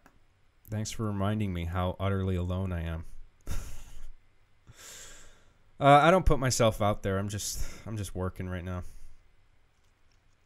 Something will come along, I'm sure. But I'm not in a hurry. Anyway, thanks, Johnny. Captain Clark 23 says, job, point of privilege. You should maintain jazz hands while you deliver your hot takes. Don't forget to stop and start between sentences. Bite the foam, duality of man, etc., etc. Thanks, Dad. You're welcome. Thank you for acknowledging your privilege before you said that.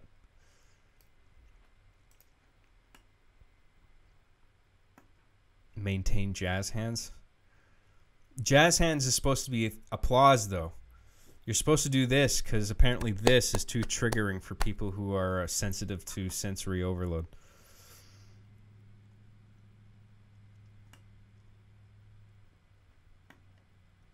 Thanks, Captain Clark. Kiro says, hi, John. Super source question, but does Kylie like anal? For fuck's sake. This is like that scene in episode 14 where, like, the guy mentions that they have a female boss, and then the soldiers are immediately like, whoa, whoa, whoa, hold on a second. Does this chick have boobs? I don't know, maybe. Nice. Who fucking cares? I bet I'd clarify that for you too, one way or the other. Or if I did say she liked anal, you would be like, oh my god, I knew it. That's so hot. Oh. I knew it. I knew she loved anal.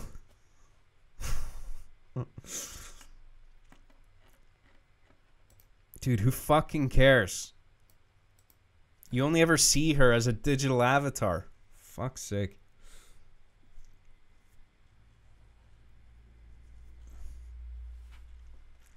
Anyway, thanks, Kiro. You're a good guy. You just have some weird fetishes. But I know you're a good guy. Jebediah Kerbal says, with Arby in chief, who's the pitcher and catcher? Fuck me. How do you know they fuck each other? Maybe they're neither. Because they don't fuck each other in the ass. Arbiter seems like a guy who likes getting pegged. How do you know that's not Chief? Maybe Chief is, in his offensive dialogue, is overcompensating for the fact that he likes to get pegged. He's trying to overcompensate for the lack of masculinity that he feels being the catcher. How do you know? Chief likes getting pegged is now canon. It's official. John just said it. Yeah, well, I say a lot of things, okay? Thanks, Jebediah. James R. says... What does he say? What does James R. say?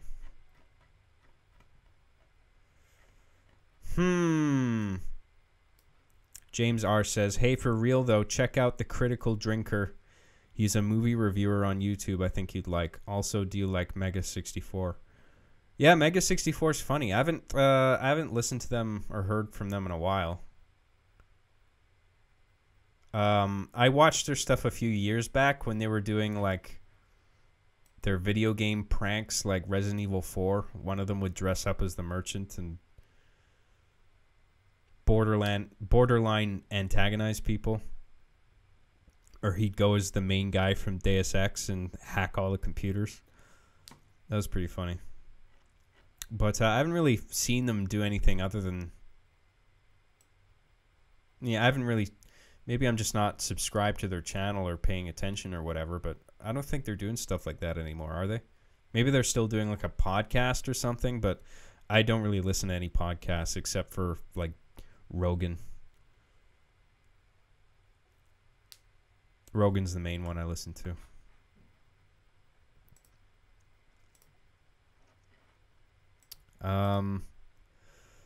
Thanks, man. What else we got here?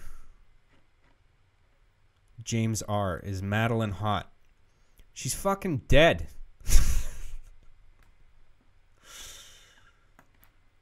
Have some respect for the deceased. I don't know. I never really thought about how she looked, to be honest, because it wasn't important to me on a storytelling level. She served a purpose in the story, a kind of off-camera purpose. Thoughts on Rogan censoring people? Who's Rogan censoring? Did you see Edward Snowden episode on Rogan? Yeah, I did, of course. Of course I did. You think I'm going to follow Rogan and not watch an episode with Edward Snowden on it? That was a real eye-opener. I mean, it confirmed a lot of suspicions I had already. I didn't really hear anything new from him. Like, a lot of the things he said, I had a suspicion of. But it's just, to have it confirmed like that, it's like, ugh, it's really disheartening. It's like, oh shit, they really can, you know. Like, I'm worried about having an Xbox One because of, like, or like a Kinect because of, like, the always-on microphone and video camera. But I'm worried about that, but yet I carry my phone around with me and it's always on. And that's like the ultimate surveillance device where it's like, I've always got my phone on my person. It's always got a microphone that's active. So it's got a front and back facing cameras. Like, in terms of being spied on, it's like the worst fucking thing ever. So like, what's the point of being worried about anything? It's all fucked.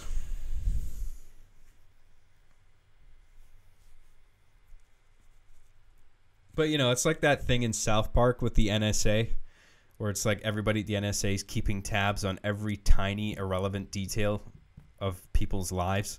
And it's like, obviously, that's not like that. But if the government does have a reason for looking for you, they can find you very easily. You just got to give them a reason not give them a reason to target you. But if they want to, the tech is there.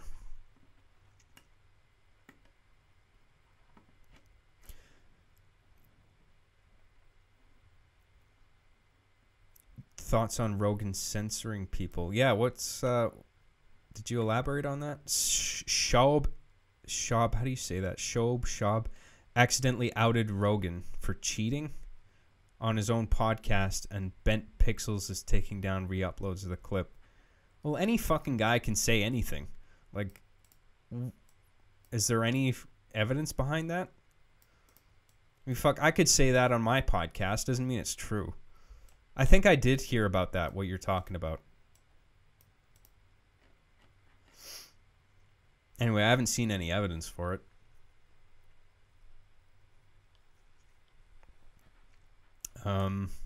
What else we got here? John, spell kaleidoscope. Kaleidoscope. Kaleidoscope.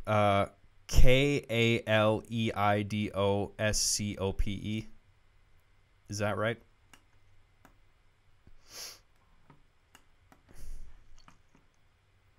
There is zero privacy. If you want to take a dump in peace, someone watch. It's freaking scary. Yeah.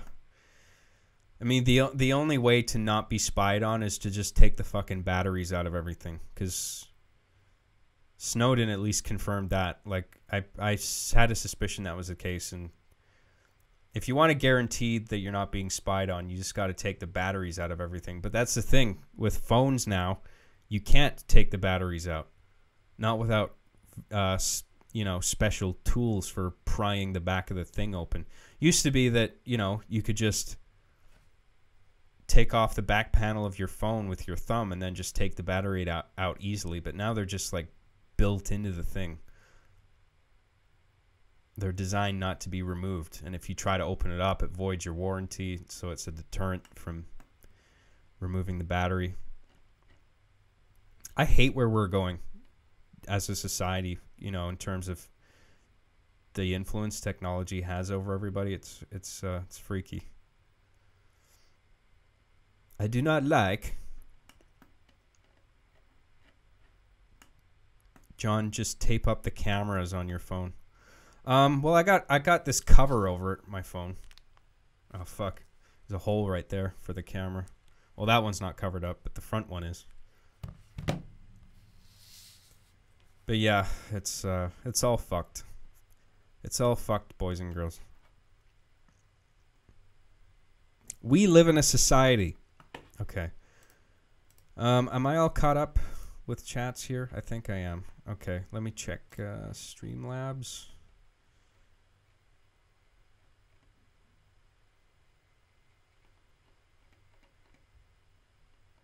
Oh yeah, there's one here. Giga says, "Hello, John. You are still the most person ever. Also, I have pizza. Also, I've got a soda to go with my pizza. Okay, I love you. Bye." I love you too, man. Well done. Pizza and soda. That sounds good. I used to eat so much pizza. I gained so much weight. I've kind of eliminated pizza from my diet now. I don't eat it anymore, but man, I miss it. I gotta say. Okay, so let's look at some gamer Joker memes. I mentioned this the other day. It's one of my favorite memes ever. Meme review. Here we go. So let's go to activity mode. Boom.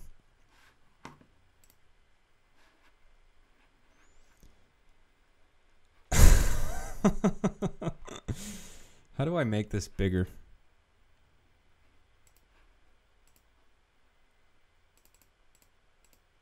Oh, fuck off. Stupid. No, go away.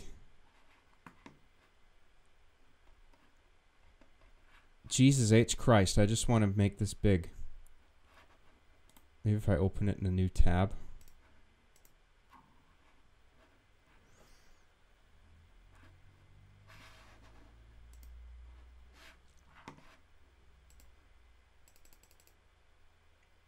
It shrinks the image down even smaller. 300. It increases the text only. That is so fucking indefensibly stupid. Whatever. You guys can read that, right? This could be us. It's Joker and Harley. But you friend-zoned me 10 times. 10 fucking times, Veronica. When will you learn to love me? A gentleman gamer instead of going after dumb jocks, bitch. Gamers rise up. I fucking love this shit. Some are funnier than others. This is a great one. When the nice guy loses his patience, the devil shivers. We live in a society, okay? You guys have heard of this, right? Of course you have. You're all gang weeders. Hashtag rise up. Let's put it this way, since you don't seem to understand. Gamers, through rigorous is spelled wrong, amount of training, have developed more stamina than the average male, parentheses, aka your boyfriend. That means prolonged ejaculation and harder erections, last longer in bed equals more powerful orgasms for the both of us, and possibly even female ejaculation. Don't believe me? You'll never know if you don't try, winky face.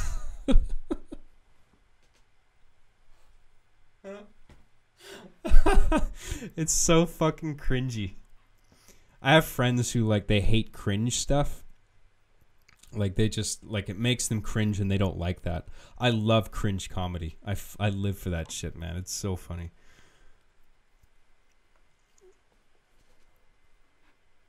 It's It's the idea that there's celibate guys out there who actually think this way.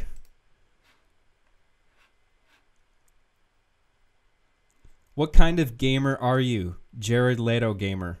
New school. Fortnite, PUBG, Clash of Clans, Far Cry 5, Overwatch. Heath Ledger Joker. Old school. Modern Warfare 2, League of Legends, Angry Birds, Black Ops 2, Bioshock Infinite. Jack Nicholson Joker. Ancient gamer. Halo 3.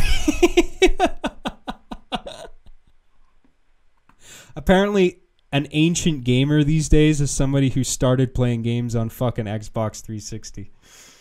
But I guess that's the joke, right? That's part of the joke. Halo 3, Gears of War, Call of Duty 4, Fallout 3, Portal. Ancient gamer status. Whether young or old, my first console was fucking 16-bit Genesis. I mean, there's definitely there were eras before me. Like I missed the whole Atari, Pong, Atari, Commodore, ColecoVision, all that stuff. I missed out on that.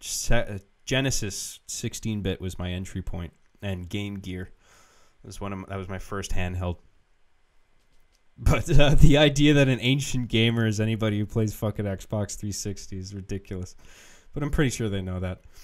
Whether young or old, brand new or classic, we are all gamers. We snipe our enemies, complete our quests, and most of all, we get shit done. I guess what I'm trying to say is, don't mess with us.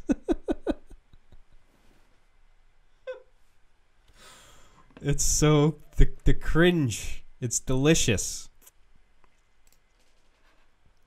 This could be us, Veronica. But you chose to backstab a nice gentleman gamer and date a rude Chad. Go ahead, say I'm a nerd for playing WoW. One more time, I dare you. So you don't date a real man who respects you just because he's a gamer? Ha ha ha, bitch, please. Studies done have proven that gamers are in fact better in bed, and yet you still choose a cheating jock than a man who respects you. It's funny when they're like, there's a middle ground where like they can be too wordy, but then if it's just like, if it's so long-winded, then that in itself becomes really funny.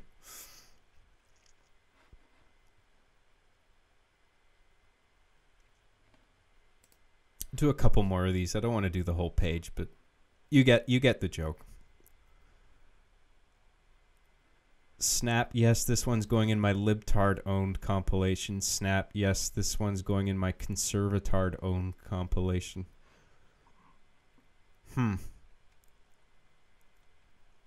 Well, there's something to be said for transcending politics and seeing the idiocy on both sides, but it's a little cringy. Not that funny.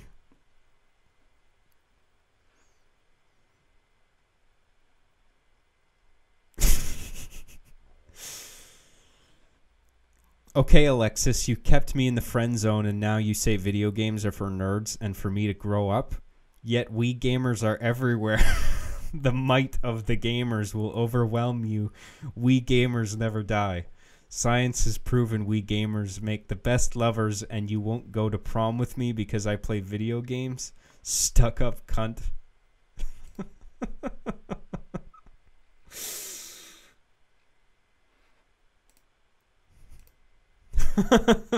We live in a society. Classic.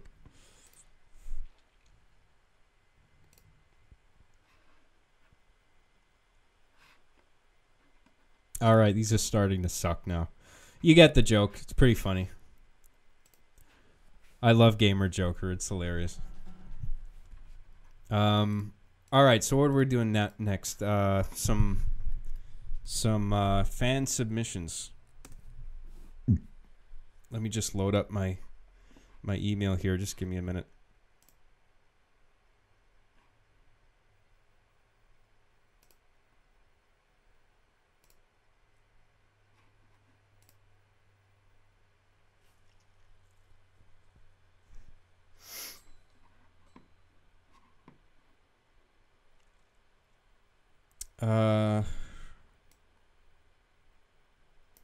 Contributors? I think that's right. Oh shit, no.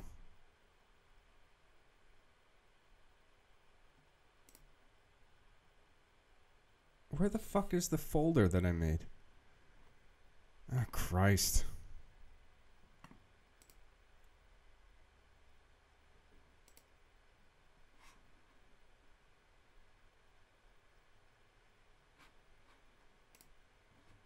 I'm just gonna search for it.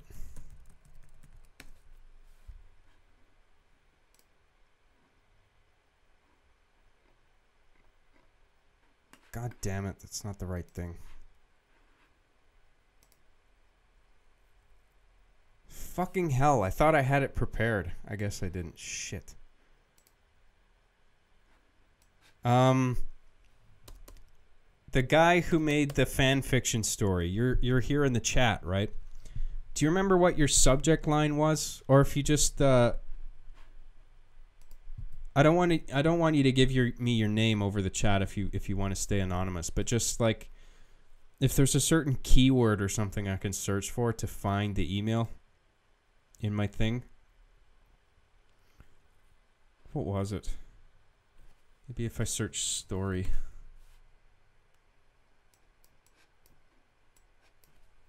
Fan story. Fanfic. Jesus H. Christ.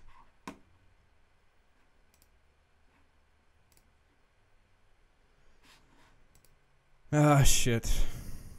I don't know if I'll be able to find it. Maybe if I search for attachments. Because it's a PDF, I know that. I'm pretty sure it is.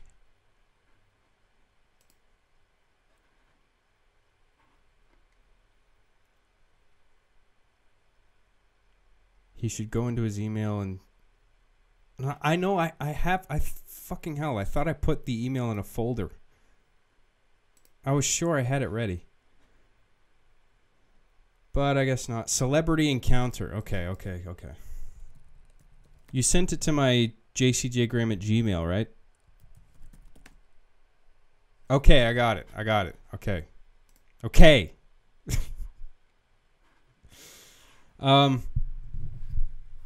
This is do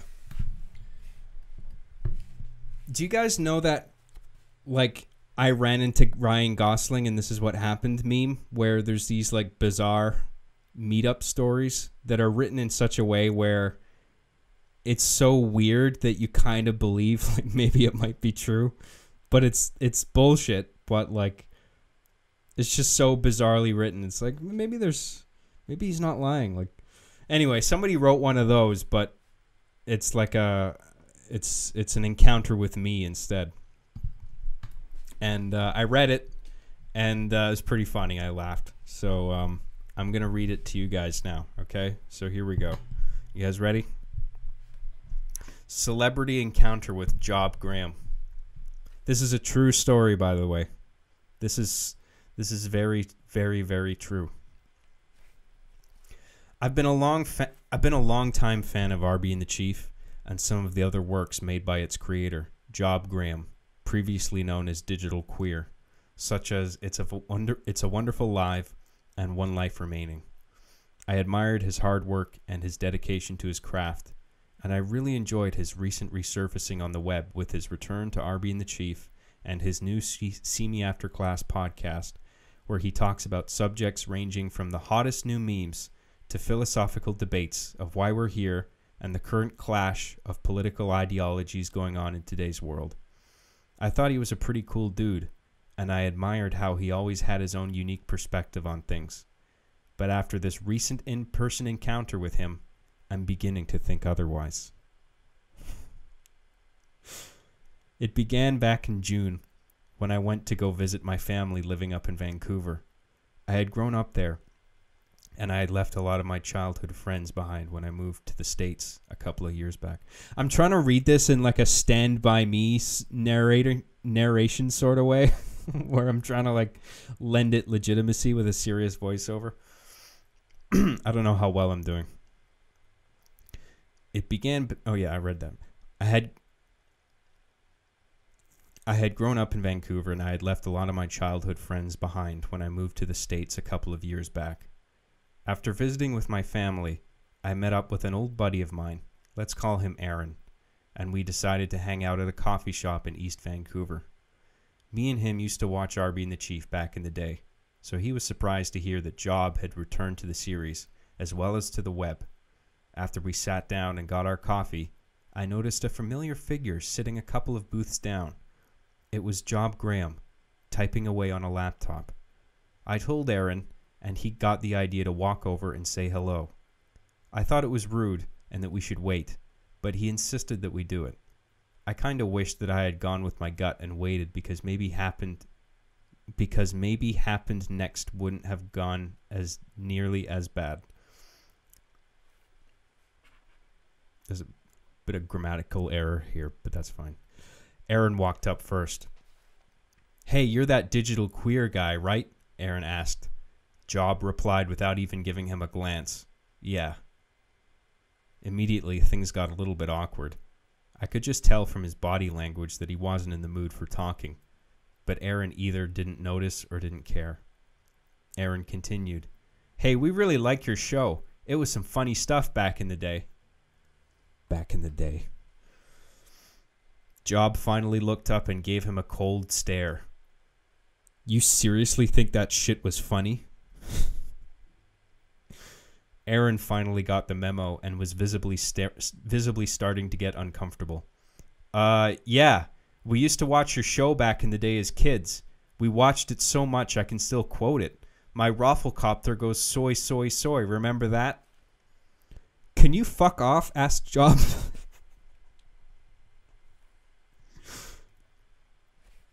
I saw Aaron's face go white. What? Get the fuck out of my sight, you fucking faggots, said Job. At this point, the coffee shop went dead silent, all eyes on us.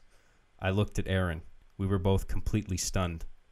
We awkwardly shuffled back to our booth and sat down in complete silence.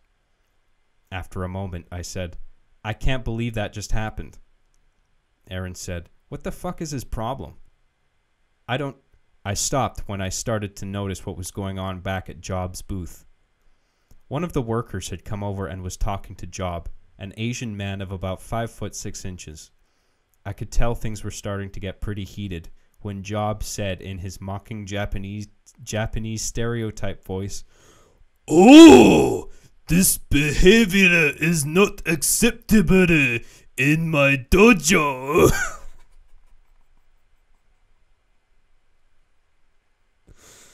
This is a true story, by the way. The man got irritated and walked off, presumably to get the manager. As he walked off, Job yelled back at him, "Hey, can I get a waiter that's not a fucking chink?"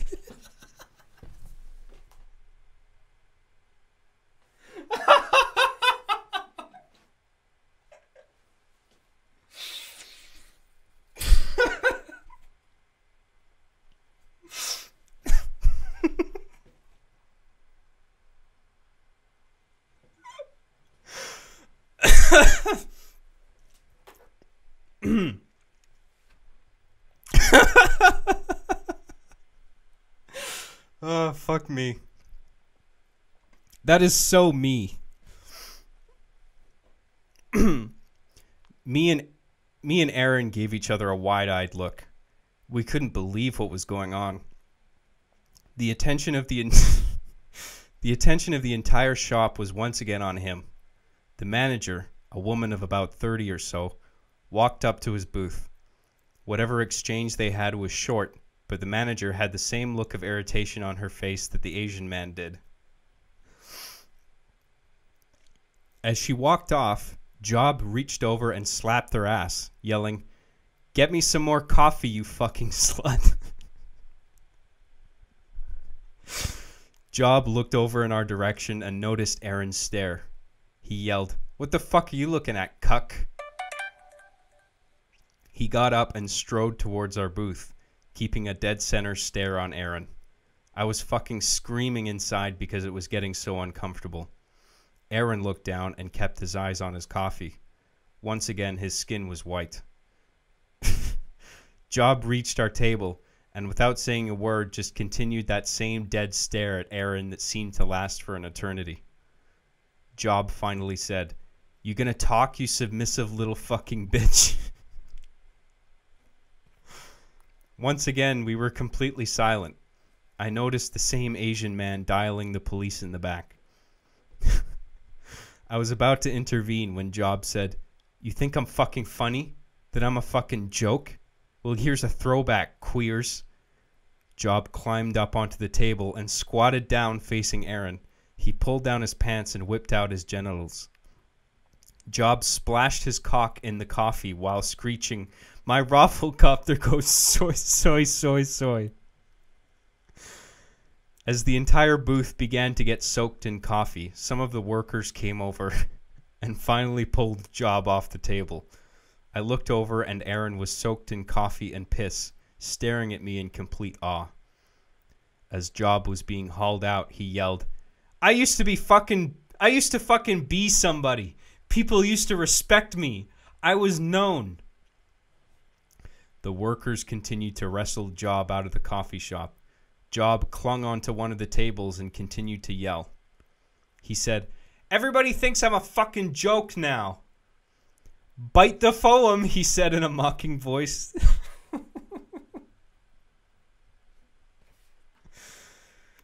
Job's jaw clung onto the ear of the Asian man trying to wrestle him out. He screamed in agony as blood began to gush from his ear. The employees threw Job to the floor, still pantless, with blood covering his lower neck and chest. He raised his hands and yelled, "Postmodernism!" As he ran out of the shop nude and down the street shrieking this, small jars containing a thick white liquid occasionally fell from his jacket.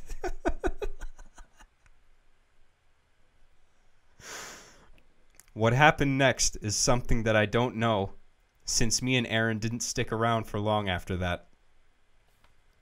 I only stayed in Vancouver for a couple of days. After that, before heading home. Aaron didn't talk much, and still hasn't been quite the same ever since.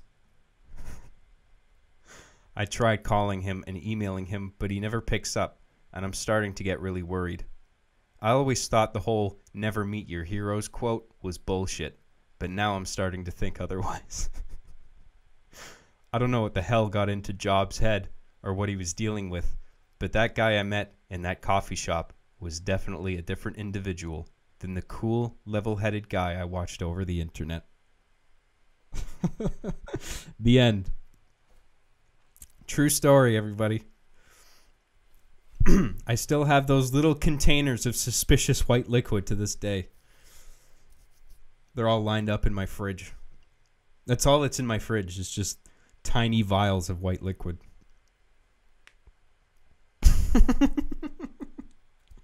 I liked the chink line. That was the hardest I laughed. I guess because I'm a secret racist. That's why it's so funny.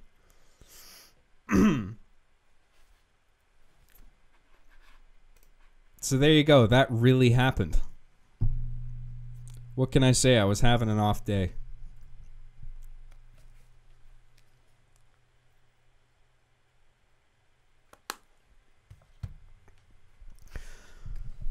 Oh, that was funny. Well done. The Worminator.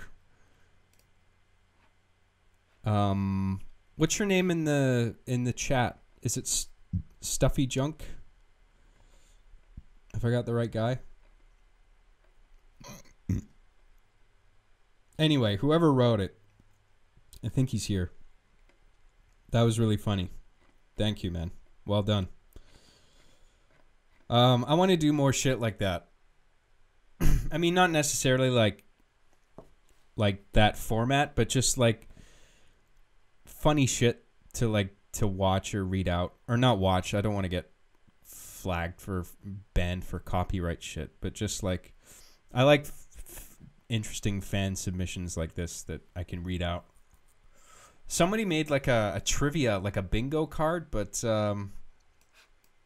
hang on, let me see if I can find that. Maybe it's trivia.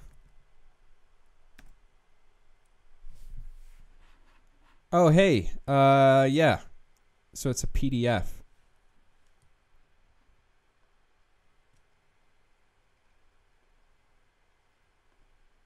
Okay.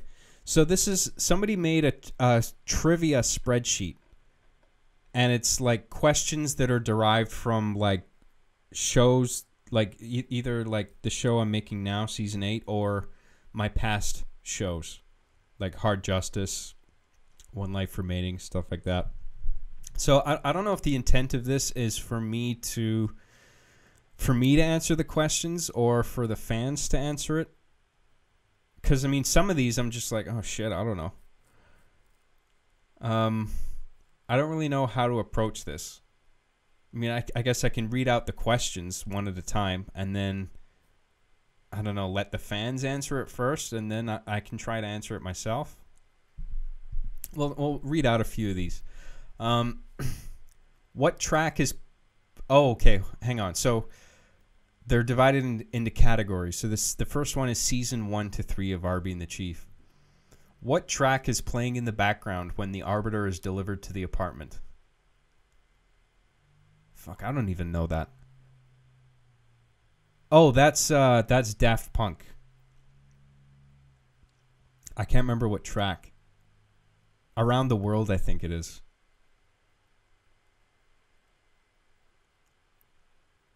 Yeah, I think Around the World by Daft Punk. That's right, yeah.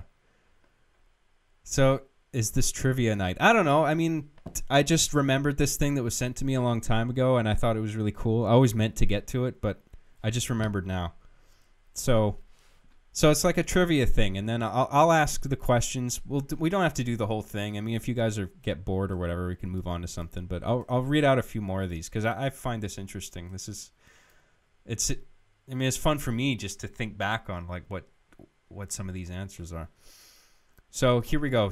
More trivia questions about Arbie and the Chief seasons 1 to 3. During the execution of his plan to get recon armor, what vehicle was Master Chief planning on having Sam Fisher, Chris Redfield, and Captain McMillan skydive from? I think it was a plane.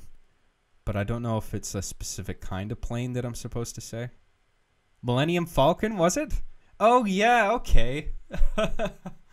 Right on. That's cool. I forgot about that. That's rad. 9/11 planes? Okay, that's just offensive. Here we go. What pickup line did Travis write down for Chief to use on Cortana? Oh, I know this one. I just forget the first part of it. The second part of it is because your ass is out of this world. It's something to do with the Ark. I can't remember the first half of the sentence. Or the thing. It's 2 sentences. First part is a question. I must have found the Ark because your ass is out of this world. There you go. That's it. Next one. What was inside the Cock of Duty Modern Warfare gay... What was inside the Cock of Duty 4 Modern Gay Fuck Stupid case? I know the answer to this one. Do you guys? I even referred to it in episode 14. There's a line of dialogue. Arbiter refers back to it. Some people like that. They caught on to the joke. A cookie, a chocolate chip cookie. That's right. Next one. What is the full name of the Russian agent who is chasing Scott Loveheart in Endgame? Yeah, it's a quiz. I don't know. There's no points. There's no... I don't know how it works in terms of, like, you know, who wins or whatever, but, like, it's just a fun trivia thing. Somebody thought up a list of trivia questions. Boris Smirnov. Yes, correct. Next one. What ingenious retort did Master Chief fire off when Arbiter told him that he had, quote, a real fucking attitude problem? I know this one.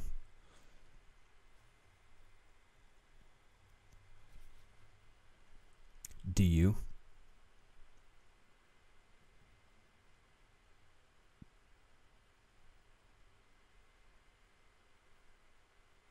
No, it's not No You. It's not No You.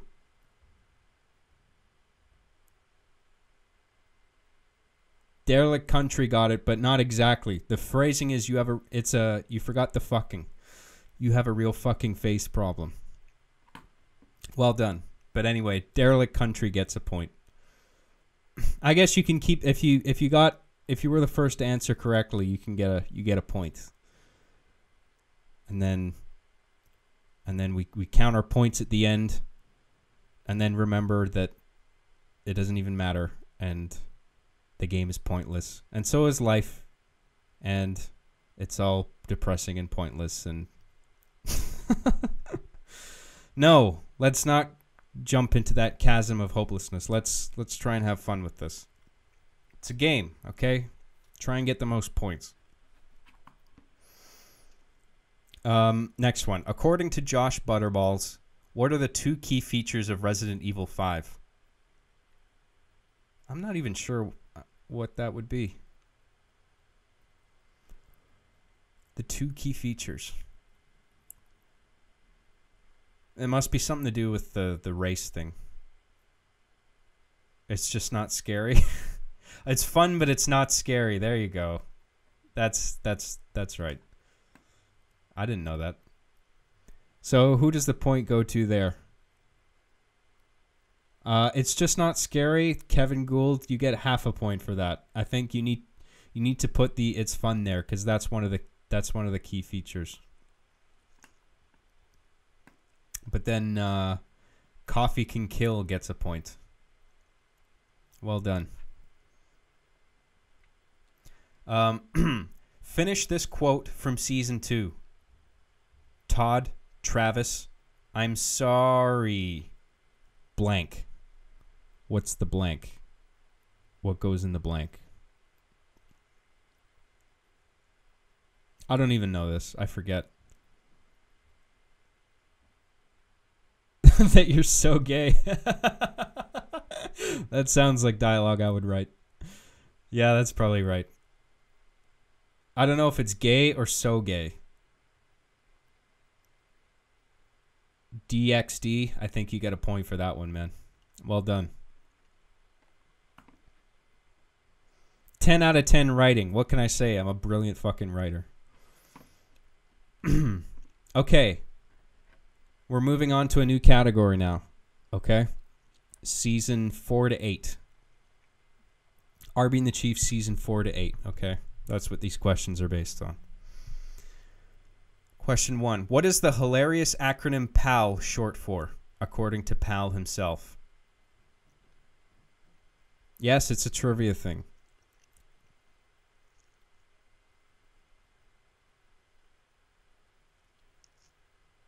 PAL.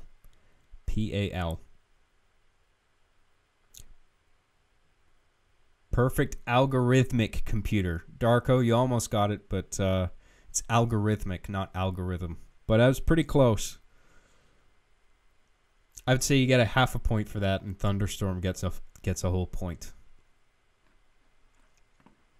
Well done, guys. Is this cool? Should I keep going, or is this boring and lame?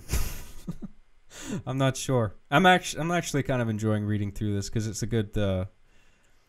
It's entertaining for me to think back on my old work. This is fun? Okay, cool. Next one. What kind of specific physical abuse is Eugene's father subjecting him to?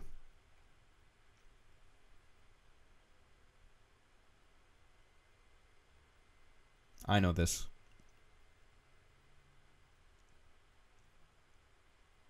Cigarette burns. There you go. Corwin Perry gets a point. Well done. Next one. What movie was John paying homage to in the scene where Chief tries to kill Greg with the raffle knife? I know that one.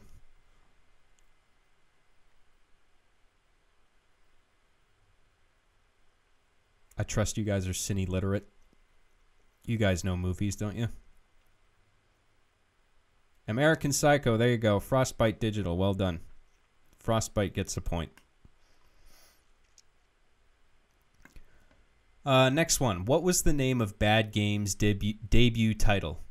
So the developing company Bad Games. What was their debut title? I don't even know this. I forget. I'm sure once somebody writes it, I'll remember. Guns of Honor.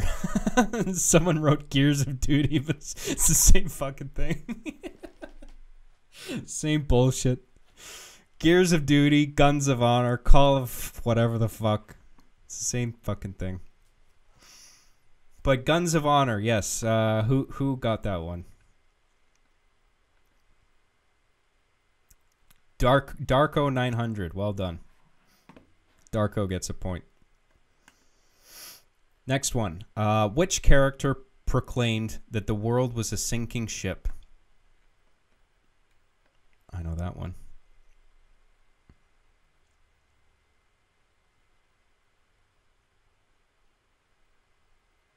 Trent, there you go.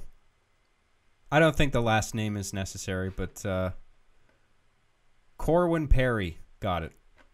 There you go. This is pretty good. I wasn't sure how this would go down, but I like this. Next one. What are the real names of each of the Chaos Theosis members? I'll accept just first names. I did give them each last names, but just first names is fine. List all of them in one post. Don't just post them one at a time. Adam, Clyde, Kylie, and Duncan. There you go. Corwin Perry. Point goes to you.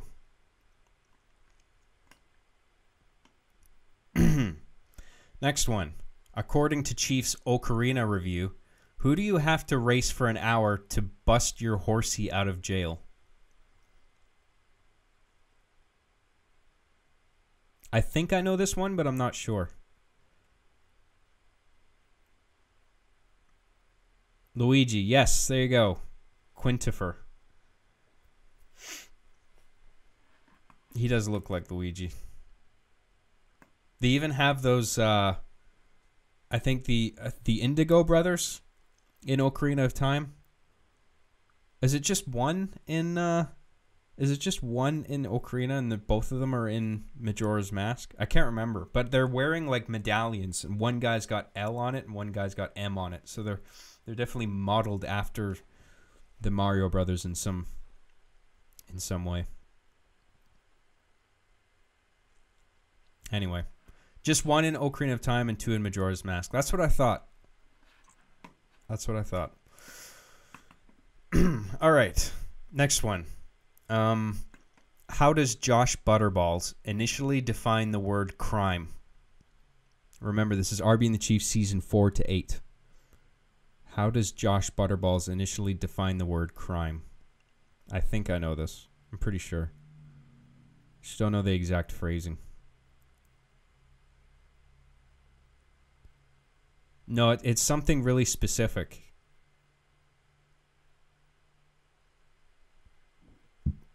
Yes. Black Panther not winning Best Picture. Somebody said Black Panther, but I'm going to give it to Daisy because she specified. It's specifically Black Panther not winning Best Picture. Well done, Daisy. A point to you. Okay, we're jumping categories now. We're going to still RB and the Chief, but now Bites and Hypermail. Okay? So this'll separate the men from the boys, or the women from the girls. Here we go. Question 1. What was the name of the foundation that Chief wanted the viewers to donate $100 to? I know this.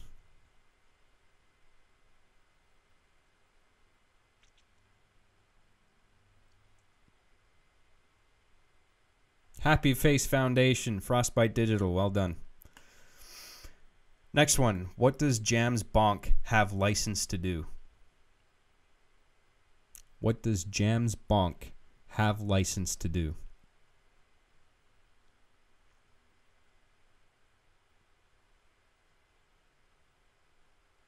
Nope, not kill. Netflix and chill. There you go. Jack Turner got it. Well done. Next one. What is the name of Chief's pitch for an alternative version of the show brought on by the normal episode getting only 50 views? What is the name of Chief's pitch for an alternative version of the show brought on by the normal episode getting only 50 views?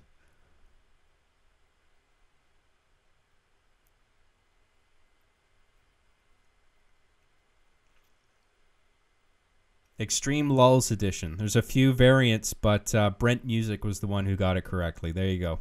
Well done, Brent Music. 1 point to you. Next one. What grave illness was Chief allegedly suffering from during the 10th episode of Hypermail? Oh, Jesus. I don't even know that.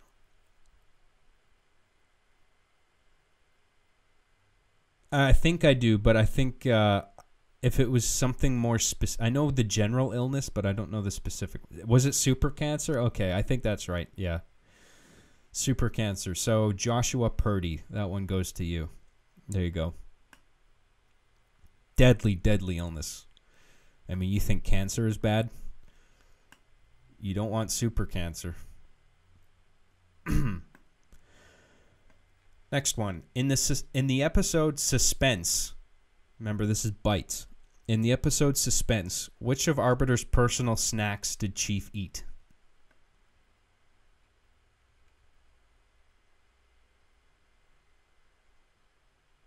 I know this. Nope, not Yums. Not cereal. Not Pringles. Nope. Fruit bar. Oxen. There you go. Nutritional fruit bar? That's correct and a little more specific. I'm going to give it to Frostbite and the other one. Who said fruit bar for Oxen? Oxen and Frostbite. You guys get a point. I don't think... No, it wasn't Fig Newtons. That was Greg. That was with Greg. But I think Arbiter said nutritional fruit bar in a line of dialogue. Anyway. Well done to you guys. Where are we? Next question. Since both the toys are on the screen, who is actually operating the cameras? And it's not me. This is Bites, remember. Nope, not me. This was a one-off character. Randall, there you go. Frostbite Digital. There you go. Next one. What was the reason for the change in sound for incoming hypermail from a siren to a futuristic space noise? I know this.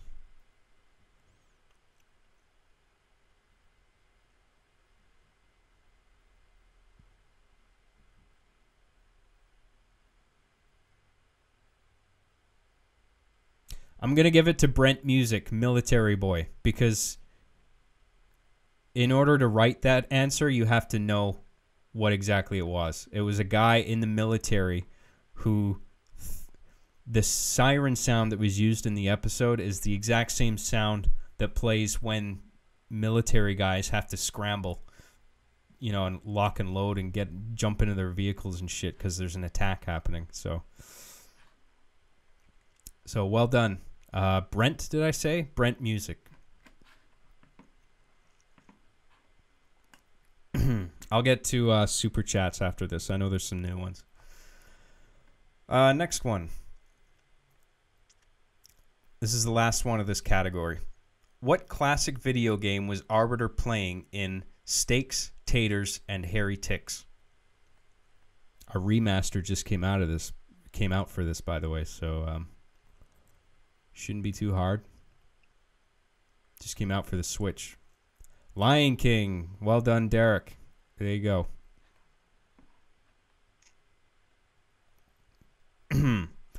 Okay, we're jumping categories. So now we're going to other machinimas. The category is other machinimas. So it could be Hard Justice, could be One Life Remaining. So no, I don't think all of you guys are going to be familiar with my old work. I don't know I don't know how many super fans are in the chat here who are familiar with the stuff I used to do before RB and the Chief. The shows that I don't like. But here we go. First question. What does ERECT stand for? E-R-E-C-T. What does it stand for?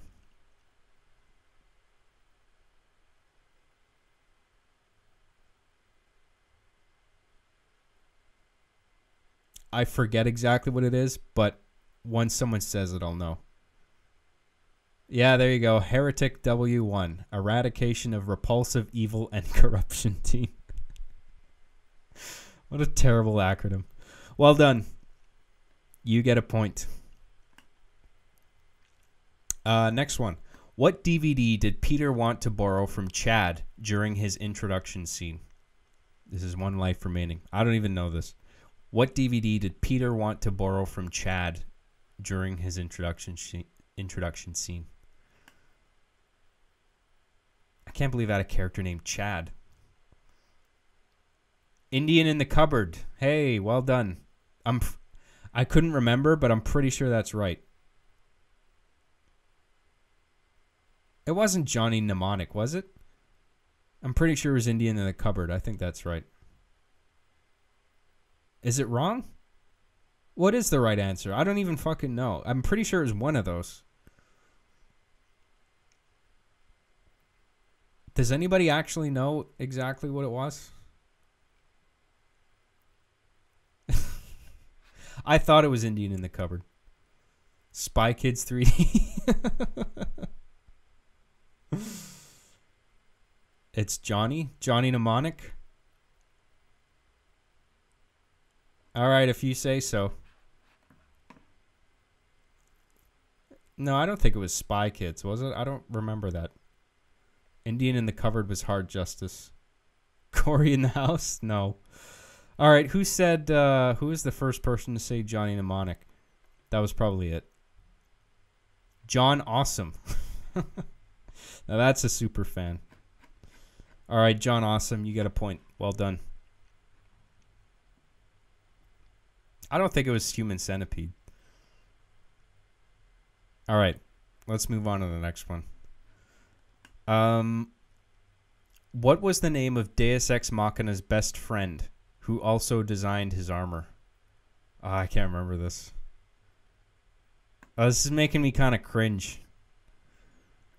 It's reminding me of my old terrible work. Max? Mike? I don't even know. I don't know what the right answer is. I think it's Mike. Mike sounds right. Yeah, I think now that I'm remembering now. Jesse Collins, you get a point. No, it's not Joe. Jesse Collins, well done. All right, next one. What did the kid at the end of It's a Wonderful Life episode 2 assume John's PlayStation Online name to be? What did the kid at the end of It's a Wonderful Life episode 2 assume John's PlayStation Online name to be? I don't even know. Why are you holding a competition for this, John? I don't know. Somebody sent me the questions. I thought it'd be a cool thing to read it. I mean, I know it's silly, but whatever.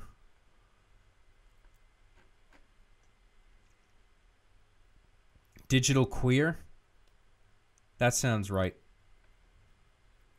Ron Jeremy.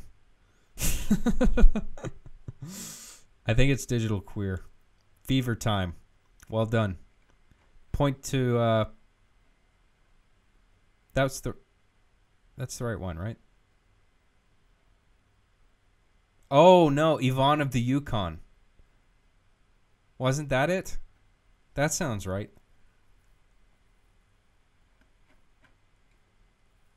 Was it Yvonne of the Yukon? Okay, yeah. No, I remember now. Yeah. So John Awesome. Got it. Well done. Okay, next one. In Hard Justice, what movie was quote unquote, the weird guys asking people to come watch with him. In Hard Justice, what movie was the weird guys? I think he meant were. What movie were the weird guys asking people to come watch with him? That was Indian in the Cupboard. Okay. I don't even remember that scene at all. Jesse Collins. Well done.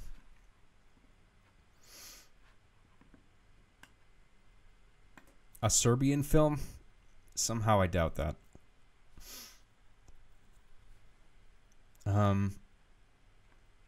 Although that does sound like something I'd write. I've written that into dialogue before. Okay, next one. In the One Life Remaining / Hard Justice Halloween short, what reason did Chad give to the cops for the house smelling funny? I remember the scene, but I don't remember the answer. Bye, John. It was great to see you on a podcast again. It's always fun watching your antics. Hey, thanks for tuning in, man. I'm glad you had fun, or I hope you did. No, you definitely had fun watching my show because I am so great. Halloween turkey? Overcooked Halloween chicken? Was it really? All right, Halloween chicken seems to be the... I think I'll take chicken as an answer. So Lord Xanthar the Allen. I'll give that to you. Well done. We're almost done. We're about 6 more questions. Okay, we're almost at the end. One more in this category. So the last one in this category. What did Peter tell Anthony's mom to do when he initially thought he had called the pizza place? What did Peter tell Anthony's mom to do when he initially thought he had called the pizza place?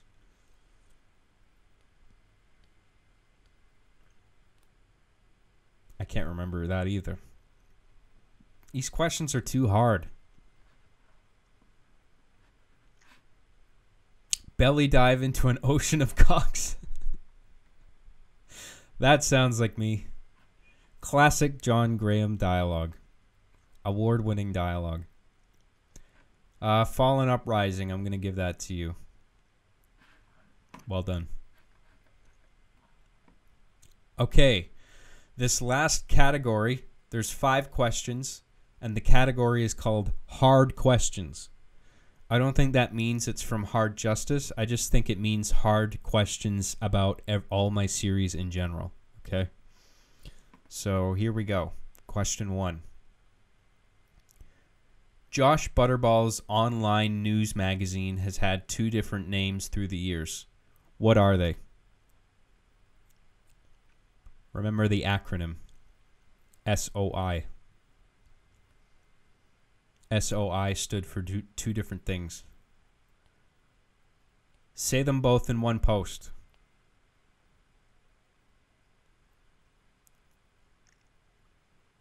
Stupid obvious information and severely outdated information. There you go. Darko 900. Well done. Couple people got it right before, but they didn't mention the second one as well. So well done to Darko. You get a point for that. Okay, this is a really this is a hard question. I don't know if anyone's going to get this right. How long does it take Scott to die? Parentheses, from the initial shot to the end of his last death gurgle. A, 89 seconds. B, 126 seconds. C, 143 seconds. So that requires everyone to go back and actually watch the video and measure it. Too long. You know what, Kevin Gould? I'm going to give you that. I'm going to give you a point for that. Too long is the correct answer. Because I don't expect people to measure it out exactly. 143? Are you guys shitting me? Or is that actually the thing? Because if it is actually 143, and you guys know that for sure, not long enough. Whoa, that actually might be the correct answer. I don't know. I don't know who to give the point to, guys. This is a tough one.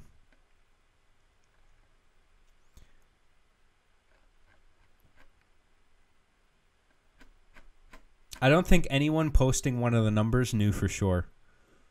So I'm just gonna give it to too long.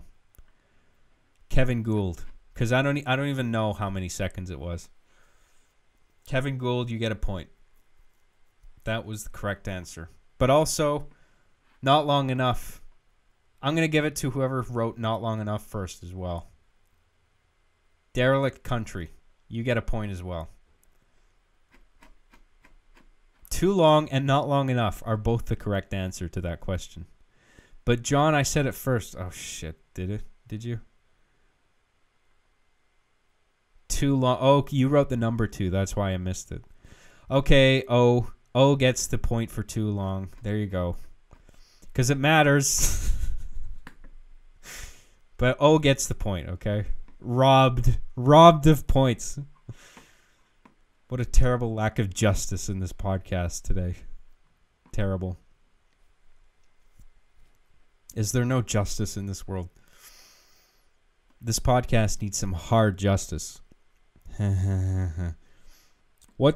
Okay, next one. What was the gamer tag of Trent Donovik's associate who created the pedo attack? What was the gamer tag of Trent Donovik's associate who created the pedo attack? I don't even remember. Once I see it, I might. Sniper Death Angel. There you go. That sounds right. Brent Music. You're good at this, man. Well done. That's a hardcore fan right there. Lots of hardcore fans. I can't believe it. You guys are pros. All right, next one. What is the name of the organization that act as the nemesis of Erect? What is the name of the organization that act as the nemesis of Erect? I don't remember that either. Fish Guy 20 said it first? Are you sure? Where's Fish Guy 20? Are you trolling? Who did I give it to? Brent? Yeah, it says on my feed that Brent said it first. I don't know. Maybe the feed looks different for you, but for me, it looks like Brent said it first.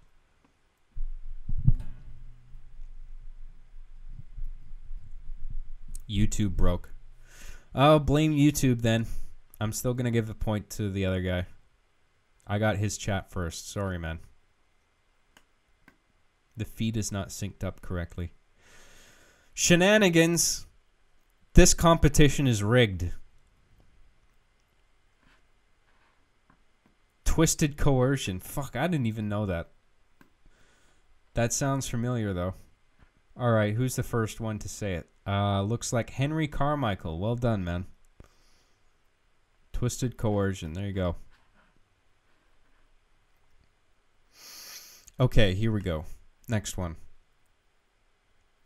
Last question. This is the end of the thing. This is the last question, okay? In the parody final act of Deus Ex Machina, created by somebody who isn't John, who turned out to be the real villain? It was Guitar Master, otherwise known as Lyle from Sanity Not Included, for those in the know. But I don't know who the real... Was it Spider-Man?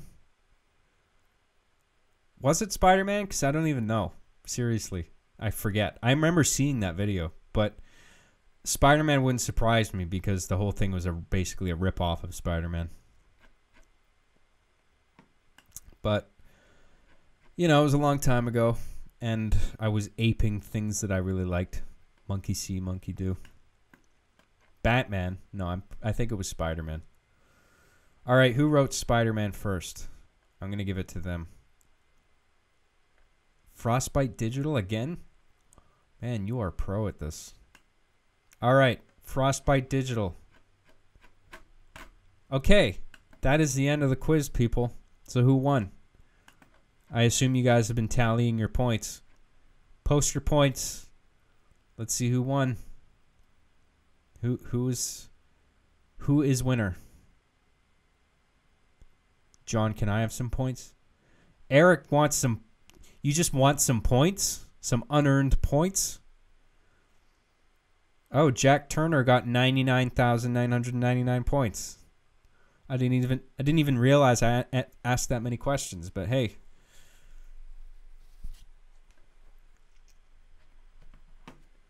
He couldn't be lying.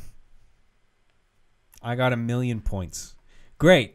So at the end of all this, I have no idea who actually the fucking winner is because everybody just keeps posting bullshit numbers. What a mess. This is why we can't have nice things. This is why the whole human race is fucking doomed. Shit like this. Oh, guys, Jack Turner actually got 1,000,000,000 points.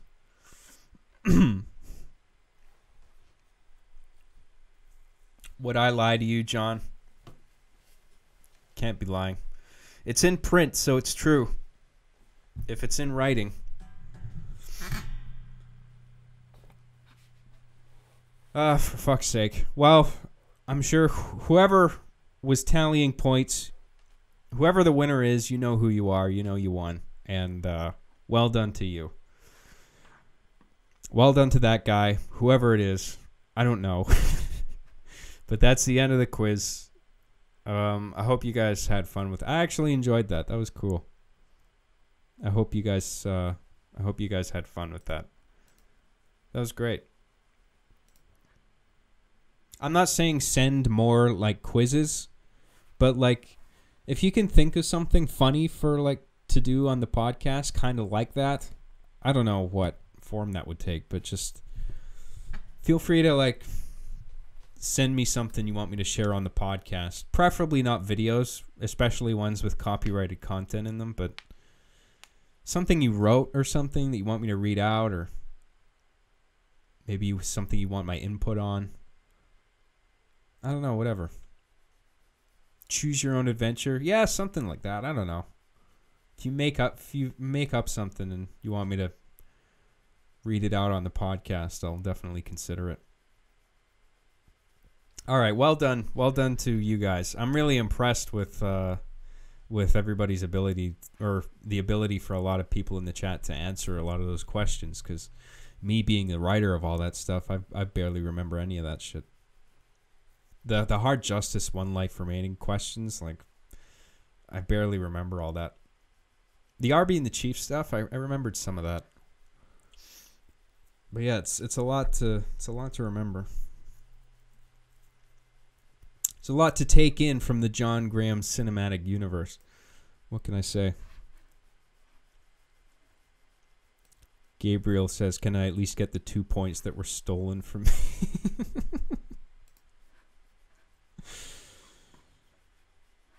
Gabriel demands justice, god damn it. All right. Come on. Whoever won, you know you won. I'm sure whoever's the winner, you know who you are. So let's move on to I think there's some new super chats. Let's get back to those. Finish that off. Where are we?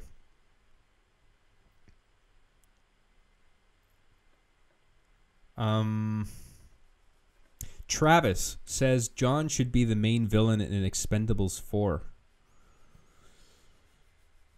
Was there even an Expendables 3? I think there was, but it was probably such shit that I just didn't care to see it. I think I saw the first one and the second one, but I didn't care about that one. That's probably why I didn't go to see the third one. I agree. I should be the main villain in Expendables 4. If the cast is still fucking alive by then. They're all fucking geriatrics now. Thank you, Travis. Played in the background says, have you seen the Gamer Joker meme where he talks about 6 million people mysteriously disappearing? No, I don't think I've seen that one. That sounds funny. Thanks, man. Just Jerry says, love your stuff, man. Makes my raw flay hardcore. Lol, lol, lol.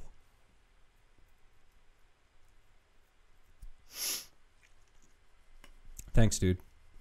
Glad you love it. That is the correct choice. Giga says, I've got 0 right so far, so here's a few dollars and you just slide some points my way. Look at this. Trying to buy quiz points. Disgraceful.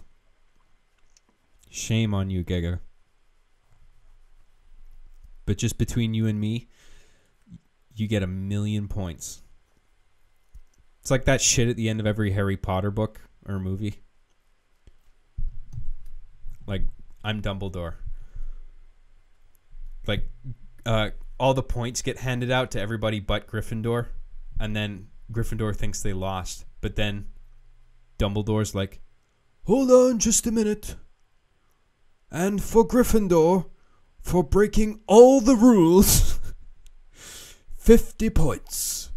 And then that puts them above the Slytherin. Because Slytherin's always like the winning team just before the last burst of points.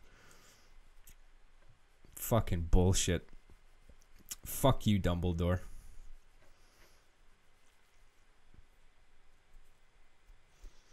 And Gryffindor, Harry Potter, for disobeying absolutely everyone. 50 points. Well done, Giga, for winning the competition. Congratulations. You bought your way to victory. Of course, that's the right way to win any game, is just pay to win. Pay to win every game. Don't get good at anything. Skill doesn't matter. All that matters is money. Money, money, money, money. Thanks, Giga. Eric Maitland says, John, did Tyrone buy you those posters? That sounds vaguely racist. What are you trying to say there, Eric? Yes, he did. So thank you. Big thanks to Tyrone. Give a round of applause to Tyrone, everybody, who is currently out with my girlfriend having a good time. Thanks, Eric. Oh, ... says, John, left to right, can you point and explain the posters you have on the wall?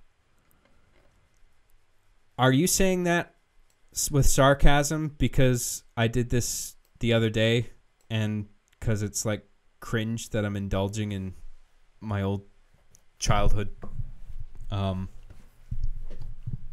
things that I liked, like me nerding out? Or are you actually interested in me saying, are you actually interested in what I have to say about each of these posters?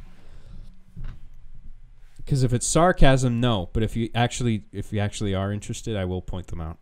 Okay, it seems like this is actually genuine. Okay, so I'm happy to nerd out here. So let me see what you guys can see. There's a Dreamcast one up here, but you can't see it. There's a GameCube one up here. This is Hidden Palace Zone from Sonic 3 and Knuckles. After Lava Reef Zone, this is where you fight Knuckles. And then he leads you to Sky Fortress Zone. What the fuck is it called? I can't remember. Whatever's after Hidden Palace. Sky Sanctuary. There you go. That's the one. You got Ocarina of Time, Spirit Temple. Above that, you can't see it, but Symphony of the Night. There's a portrait of Alucard. Game Boy Ice Cream, pretty self-explanatory. Nintendo 64 Vaporwave. You got Hotline Miami down there with It's on the House. That guy with the hair and the assault rifle. He's the guy who gives you stuff in the first game. So like in between missions, you'll go to like a VHS rental place or a pizza place, and that guy will be behind the counter and he'll give you shit. And if you play Hotline Miami 2, you get to play as him. And it turns out he was in, he's like a ex-special forces guy who did jungle operations against the cartels. And so you see him there in his commando gear with his rifle, and the dialogue, It's on the House, That's what he always used to say in the first game when he'd give you shit, because he'd give you stuff for free. So it's a pretty fucking rad poster, and you can only really get it if you play both games. Super Mario 64. That's like it's got some Japanese text on it though. The far corner there is Mecha Sonic. That's from Sonic 3 and Knuckles as well. Or Sonic and Knuckles. Depends if you got the cartridges locked on or not. So he's in both Sonic 3 and Knuckles and Sonic and Knuckles. And I don't know if you can see the one at the very end just after Super Mario 64, but it's the back side of the box for Super Mario World on not N64, Super Nintendo. So there you go. There's all my posters. There's also one high up that you can't see. It's Chucky from Child's Play wearing a power glove, and he's saying, "Give me the power, I beg of you." It's pretty fucking rad. Anyway, there you go. I like nerding out over my posters. I love all this shit. So thank you for giving me that opportunity. I hope you like. Okay. Thank you, O. RB506 says, John, I won. Where's my 8-ball of Coke and hookers? 8-ball of Coke and hookers? What does that mean exactly? I think I've heard that phrase before, but what's an 8-ball of Coke? I mean, I assume it's like a slang for something, not literally an 8-ball with cocaine inside of it. I don't know. Anyway, Giga already paid for infinity points, so he wins because he gave me money. So the whole quiz was useless. Even if you were more knowledgeable, doesn't matter. Giga had the money. Well done, Giga, for winning fair and square by paying for your points. Thanks, Arby. Jack Turner says, what does he say? Job, how much monies do I have to pay you before you will finally do a commentary of Digital Fear's Guide to Halo 3 Machinima? I just want to watch you laugh at the jokes, okay? Okay, we can do... I'll do one right now. How does that sound? I'll do one. I'll do a commentary on one of them right now. I'll search it up. I'm probably gonna cringe fucking hard watching this. Whatever the fuck ever.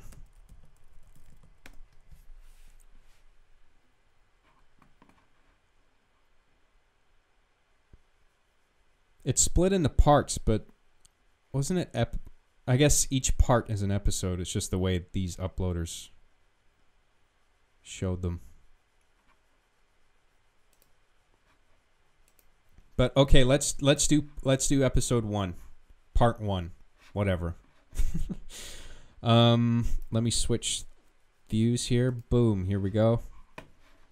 And what do I have to do here? Volume on. Let me know if it's too loud or whatever.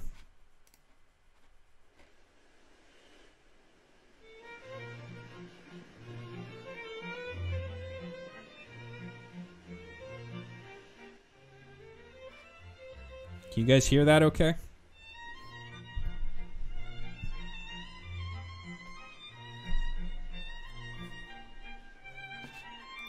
Oh, look at that text. That's not within title safe. What kind of fucking amateur made this shit?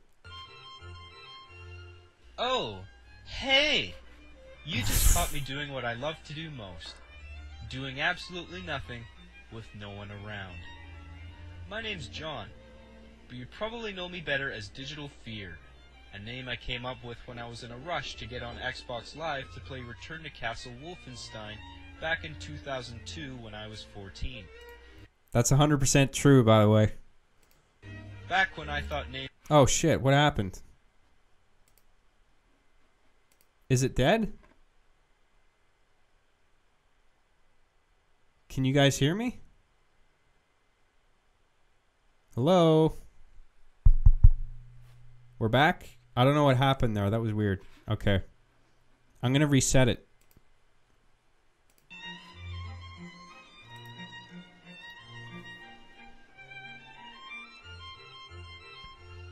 Oh, hey! You just caught me doing what I love to do most. Doing absolutely nothing with no one around.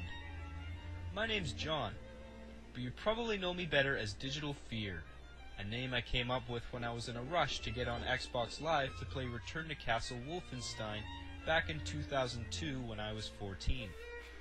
Back when I thought... That's 100% true, by the way. I was saying, probably when the stream went out.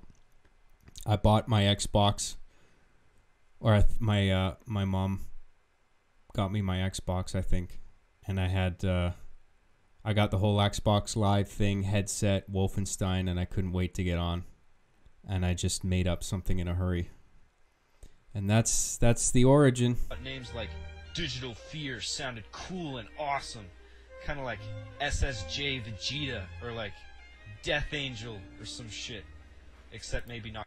This delivery is fucking horrifyingly cringe. Quite as gay. Anyway, welcome to my guide to making Halo 3 machinima. Lately I've been getting a lot of As if I know what I'm talking about at this point.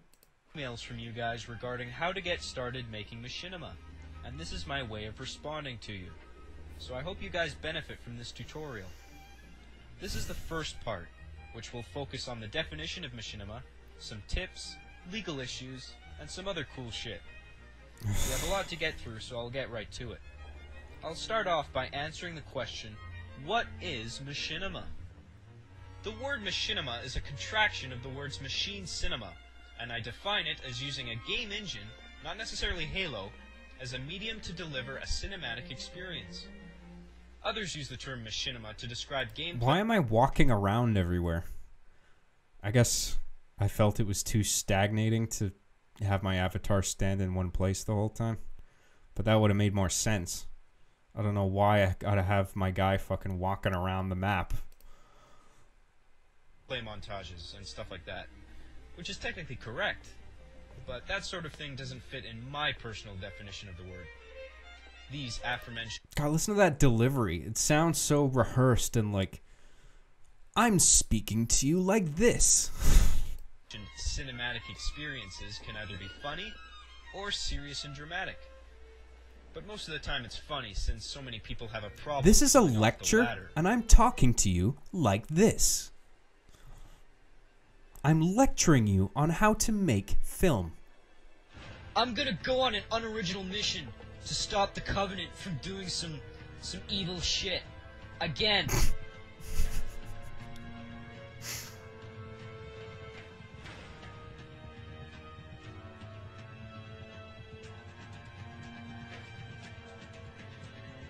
No! Wait. Wow, this is so cinematic.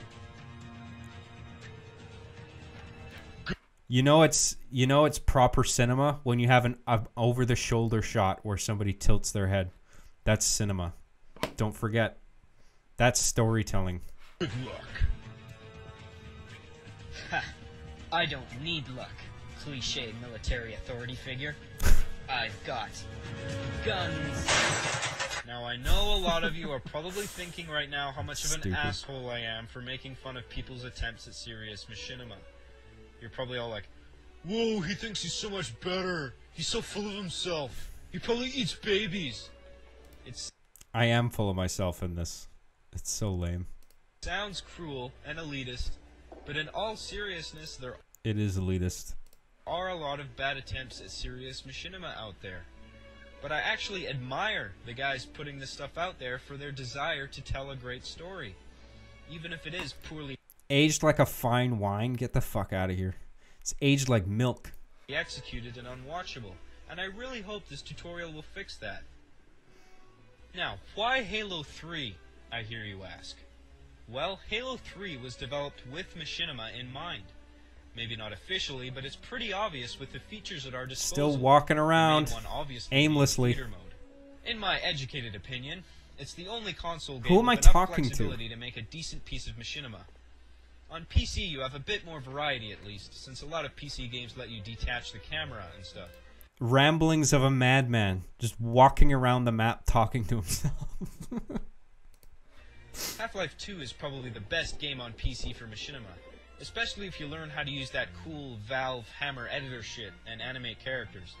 But when Young John, super energetic, super cheesy, hilarious. New John, soy boy, doomer, boomer. I like how I'm hilarious back then, but not anymore. When it comes to consoles, Halo 3 is currently the best. This is hilariously If you're cringe. trying to create a cinematic machinima experience on a console, Do you actually have a stick destination with job? Halo No! 3. So what's Don't bugging make me a about Gears this? of War Just machinima walking that around for its own fucking sake. suck dick. Just I've to make seen it people make Visually interesting, because I don't know if you guys knew this, but film is a visual medium. So the camera's always got to be moving around. and people have got to be walking from one place to another like an Aaron Sorkin movie. them. Marcus Phoenix is there in the corner. Little gun reticule is still there in the middle of the screen, and there's no free camera, so it just looks really pathetic. Hey, Marcus! Let's kill Locust and shit in one camera shot. Because that's all we can do in this gay fucking movie! The fact of the matter That's homophobic. How could I? That is very insensitive. I said gay without a hint of irony. is that if your machinima is too familiar to actual gameplay, then it's boring to watch. Unless, of course, it's a gameplay montage or a stunt video or whatever the fuck. But that's not what That wasn't even funny. That joke sucked. this tutorial is about. Not entirely, at least. The same goes for the likes of Grand Theft Auto 4. I mean, maybe you could pull something cool off. Maybe, since it has, you know, the cinematic camera view whenever you're in a car and you hold B or whatever. And that 3 zoom... Or whatever. I hate this delivery. It's like... It's rehearsed trying to sound not rehearsed.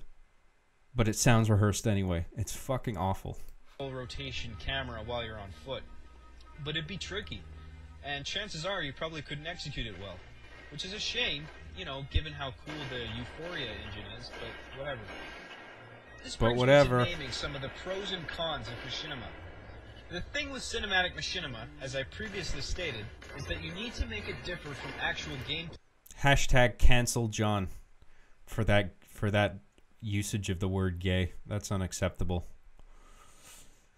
Cancel his YouTube account. As much as possible to make it interesting to watch. It needs to have great angles and not consist of long, drawn-out shots that make it obvious that you're just clumsily flying the camera around in theater mode like a fucking idiot. If it doesn't have... You hear that? It's like rehearsed trying to sound like improv, but it's rehearsed. You know what I mean? It's just sucks. But I did make a good point there about people using shitty free cameras to make their movies. Like it looks like shit and it's just jerky. Have the cinematic quality, then your machinima becomes bland very fast, and they might as well just play the game itself. The great This thing is about so machinima, fucking condescending. Halo 3 machinima in particular, Unbelievable. is that you have forge, vehicles, weapons, and explosions How could I have been such a free at your cunt? disposal, as opposed to arranging ridiculous stunts in live action for hefty prices. But that's also its greatest weakness. Machinima is not live action. So you have to excel in every other department you can. Music, cinematography, dialogue, sound effects, whatever, to make up for the fact that your viewers are essentially watching game footage. You have to make it worth the viewer's time to stop playing the game and listen to the story you have to tell. Okay, so we've covered the definition of machinima, what games to use as a medium, and some of the pros and cons of machinima. Now what about the legal issues? Another good reason to stick with Halo 3 for machinima is that Microsoft has a clear set of rules for people who want to use the games that they publish for machinima purposes. It's called Microsoft's Didn't I already Game walk this Content route? Usage Rules. I'm just doing laps around the map at this point. Oh, this is so And you stupid. can find it at this URL. Paste this into your browser and read it. It tells you exactly what you can and can't do. And if you want to play it absolutely safe from a legal standpoint, they gave you a disclaimer notice that you could put in the credits of your video. Now, when it comes to music usage, the world of music licensing can be very pricey. If the producers of a big feature film, for example, or a TV show wanted to use a single song from a specific band, they would have to pay. That's true, by the way. Looking for licenses for stuff, not just music, but just like content. You know, in episode 14 with the broken power supply, I had that one effect shot with the lightning. Thankfully, I found a free green screen lightning thing for that I used. But I was looking for like lightning effects, and this one website wanted like $175 for like one lightning plate shot. It was like a green screen thing. You're meant to take the green out yourself and overlay it. And it's like, get the fuck out of here. $175 for like one use for like a 2-second shot. Fuck off. But thankfully I found a free one. Some of these licensing fees are outrageous. Pay for a license that can potentially cost thousands of dollars. It's a lot more expensive for commercials. Fortunately, there are websites on the internet that offer something called royalty-free music and sound effects that you can use as you please if you purchase a blanket license for a relatively low price. Stockmusic.net offers music tracks for around $30 each, and soundeffect.com has sweet sound effects for like $2 to $4 per sound. Of course, many people just ignore this shit and use popular music in their machinimas or gameplay montages anyway. Like me. But those days are over. I'm not sure how much of an issue this is, and I don't want to encourage the use of unlicensed music, but so far it doesn't seem to be a big deal, as tons of machinima music videos, cinematic machinima, and even just like flash animations and stuff use unlicensed music all the time. As long as no money is made from it, and it's just used as background music with voices overlapping it and stuff, it doesn't seem to be a problem. And if it ever was, the music publishers would probably just tell you to take the video down or whatever. Hopefully. And stuff, or whatever. It's rehearsed as fuck, but I write those little, you know... it's so lame. It's so lame. There we go. This track from the Halo 3 soundtrack really makes my machinima a lot more exciting to watch. Hopefully Bungie and Marty O'Donnell don't mind and realize I just really admire Marty's work. Oh, this is a good one. And I want to make my machinima more exciting to watch without spending my entire allowance on music licensing, and that I have no malicious intent. Go! Go! Go! Go, Blurry! This is Bungie! Get down to the ground! South Park. Bungie? What are you doing here? We've been monitoring your computer and detected that you're using unlicensed music in your machinima. We're under direct orders to remove your testicles and kill you. Hold your I'd like to talk with the boy. That push-in sucked. Marty O'Donnell? Well, I'm a huge fan of yours. Silence, boy. Yes, it is I, Marty O'Donnell. Yes. He doesn't even have an accent, I don't think. I think he's an American dude. I give him this posh, villainous accent for no reason. I understand you've been using my music without my permission, little boy. Yes, indeed. Please, please, Marty! Please, Marty O'Donnell! It's like Stewie Griffin in his teens or something. I don't want any trouble. Music licenses, they just cost so much. And I don't have that kind of money to spend. Kill him. Shoot to kill. Open fire.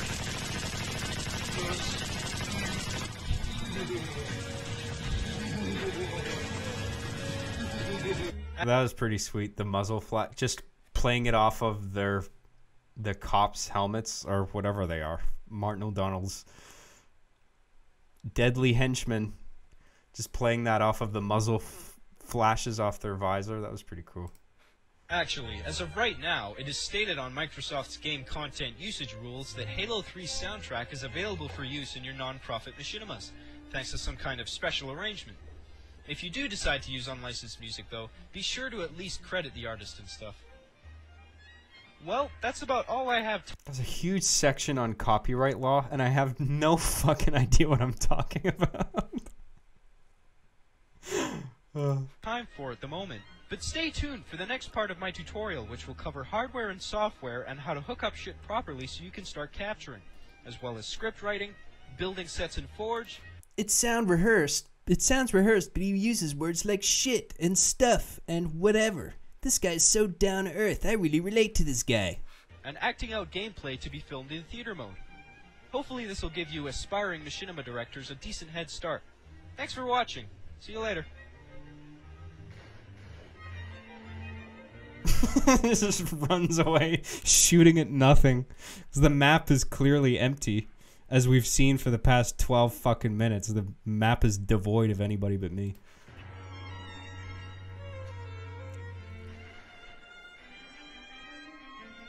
John walked in a circle, symbolizing that time is a flat circle. Oh, you picked up on my subtle symbolism. Well done. I totally intended that. As you can see, I'm a very deep and profound filmmaker.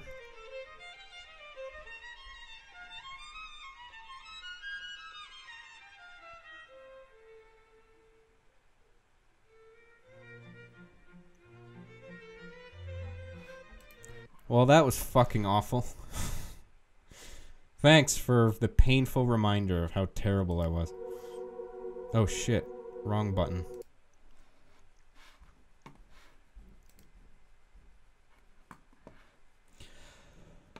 I don't want to do part 2. Maybe another time. But I either want to call it a night, or if there's maybe something else I should address before I head out. Because it's been a while now. How long have we been streaming? Almost 3.5 hours. Getting kind of tired now. But I'll stream again soon.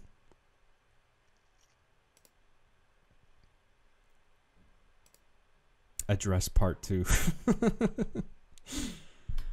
Just because it's a different, you're using a different word there. Let me just check the chats. Hang on.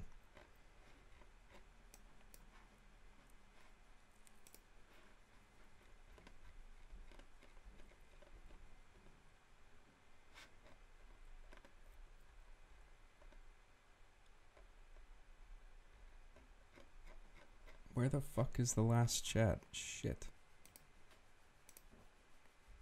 Fucking stupid YouTube cuts off the last chat. Maybe if I pop out the window I can see it. No. Maybe it's because it's because it's zoomed. That's why. Oh no, that's not even it. It still won't let me look at it. God, that's stupid. Address that hairline? Fuck you. I bet you're as bald as a plucked chicken. I'm convinced everyone who calls me bald is bald themselves, and they're fucking salty.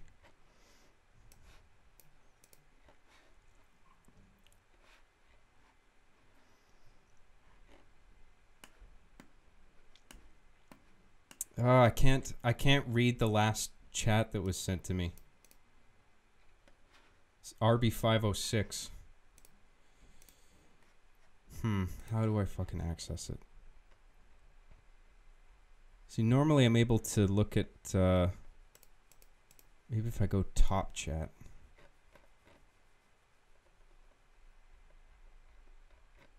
Son of a fucking bitch. Hang on. Oh, it's probably in my mini feed on Streamlabs. Here we go. I have the money. I'll be the new Kirkland. Hey, Kirk, there is no other Kirkland. There's no new Kirkland. Kirkland, there's only one. There's only one Kirkland signature, okay? He's earned that. He's earned that position.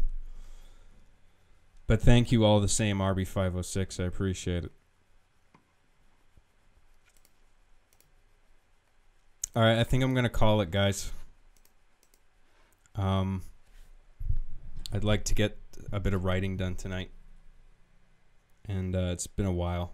But I'll stream again soon, and then I'll do the rest of these.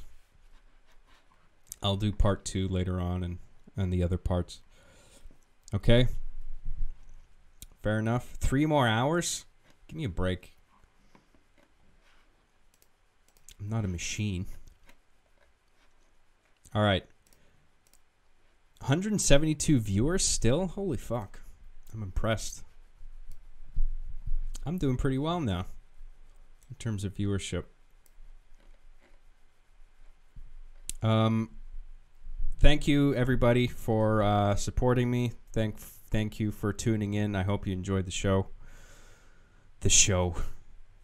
Me sitting here fucking talking nonsense for 3 hours. Go to all my links, subscribe to all the fucking shit. Go to my website, buy merch, subscribe to me on YouTube, SoundCloud, Facebook, Twitter. You can read my twats on Twitter. And patreon.com/JCJGraham if you want to support me through there. You can, there's an early access perk. You can watch the new episode on there. Or if you just want to wait until it's released publicly, about a week from now, you can do that too. Either way, thank you everybody. And I'll see you again soon. Okay? All right. Peace, guys. Have a good night. Hope you guys had a happy Halloween.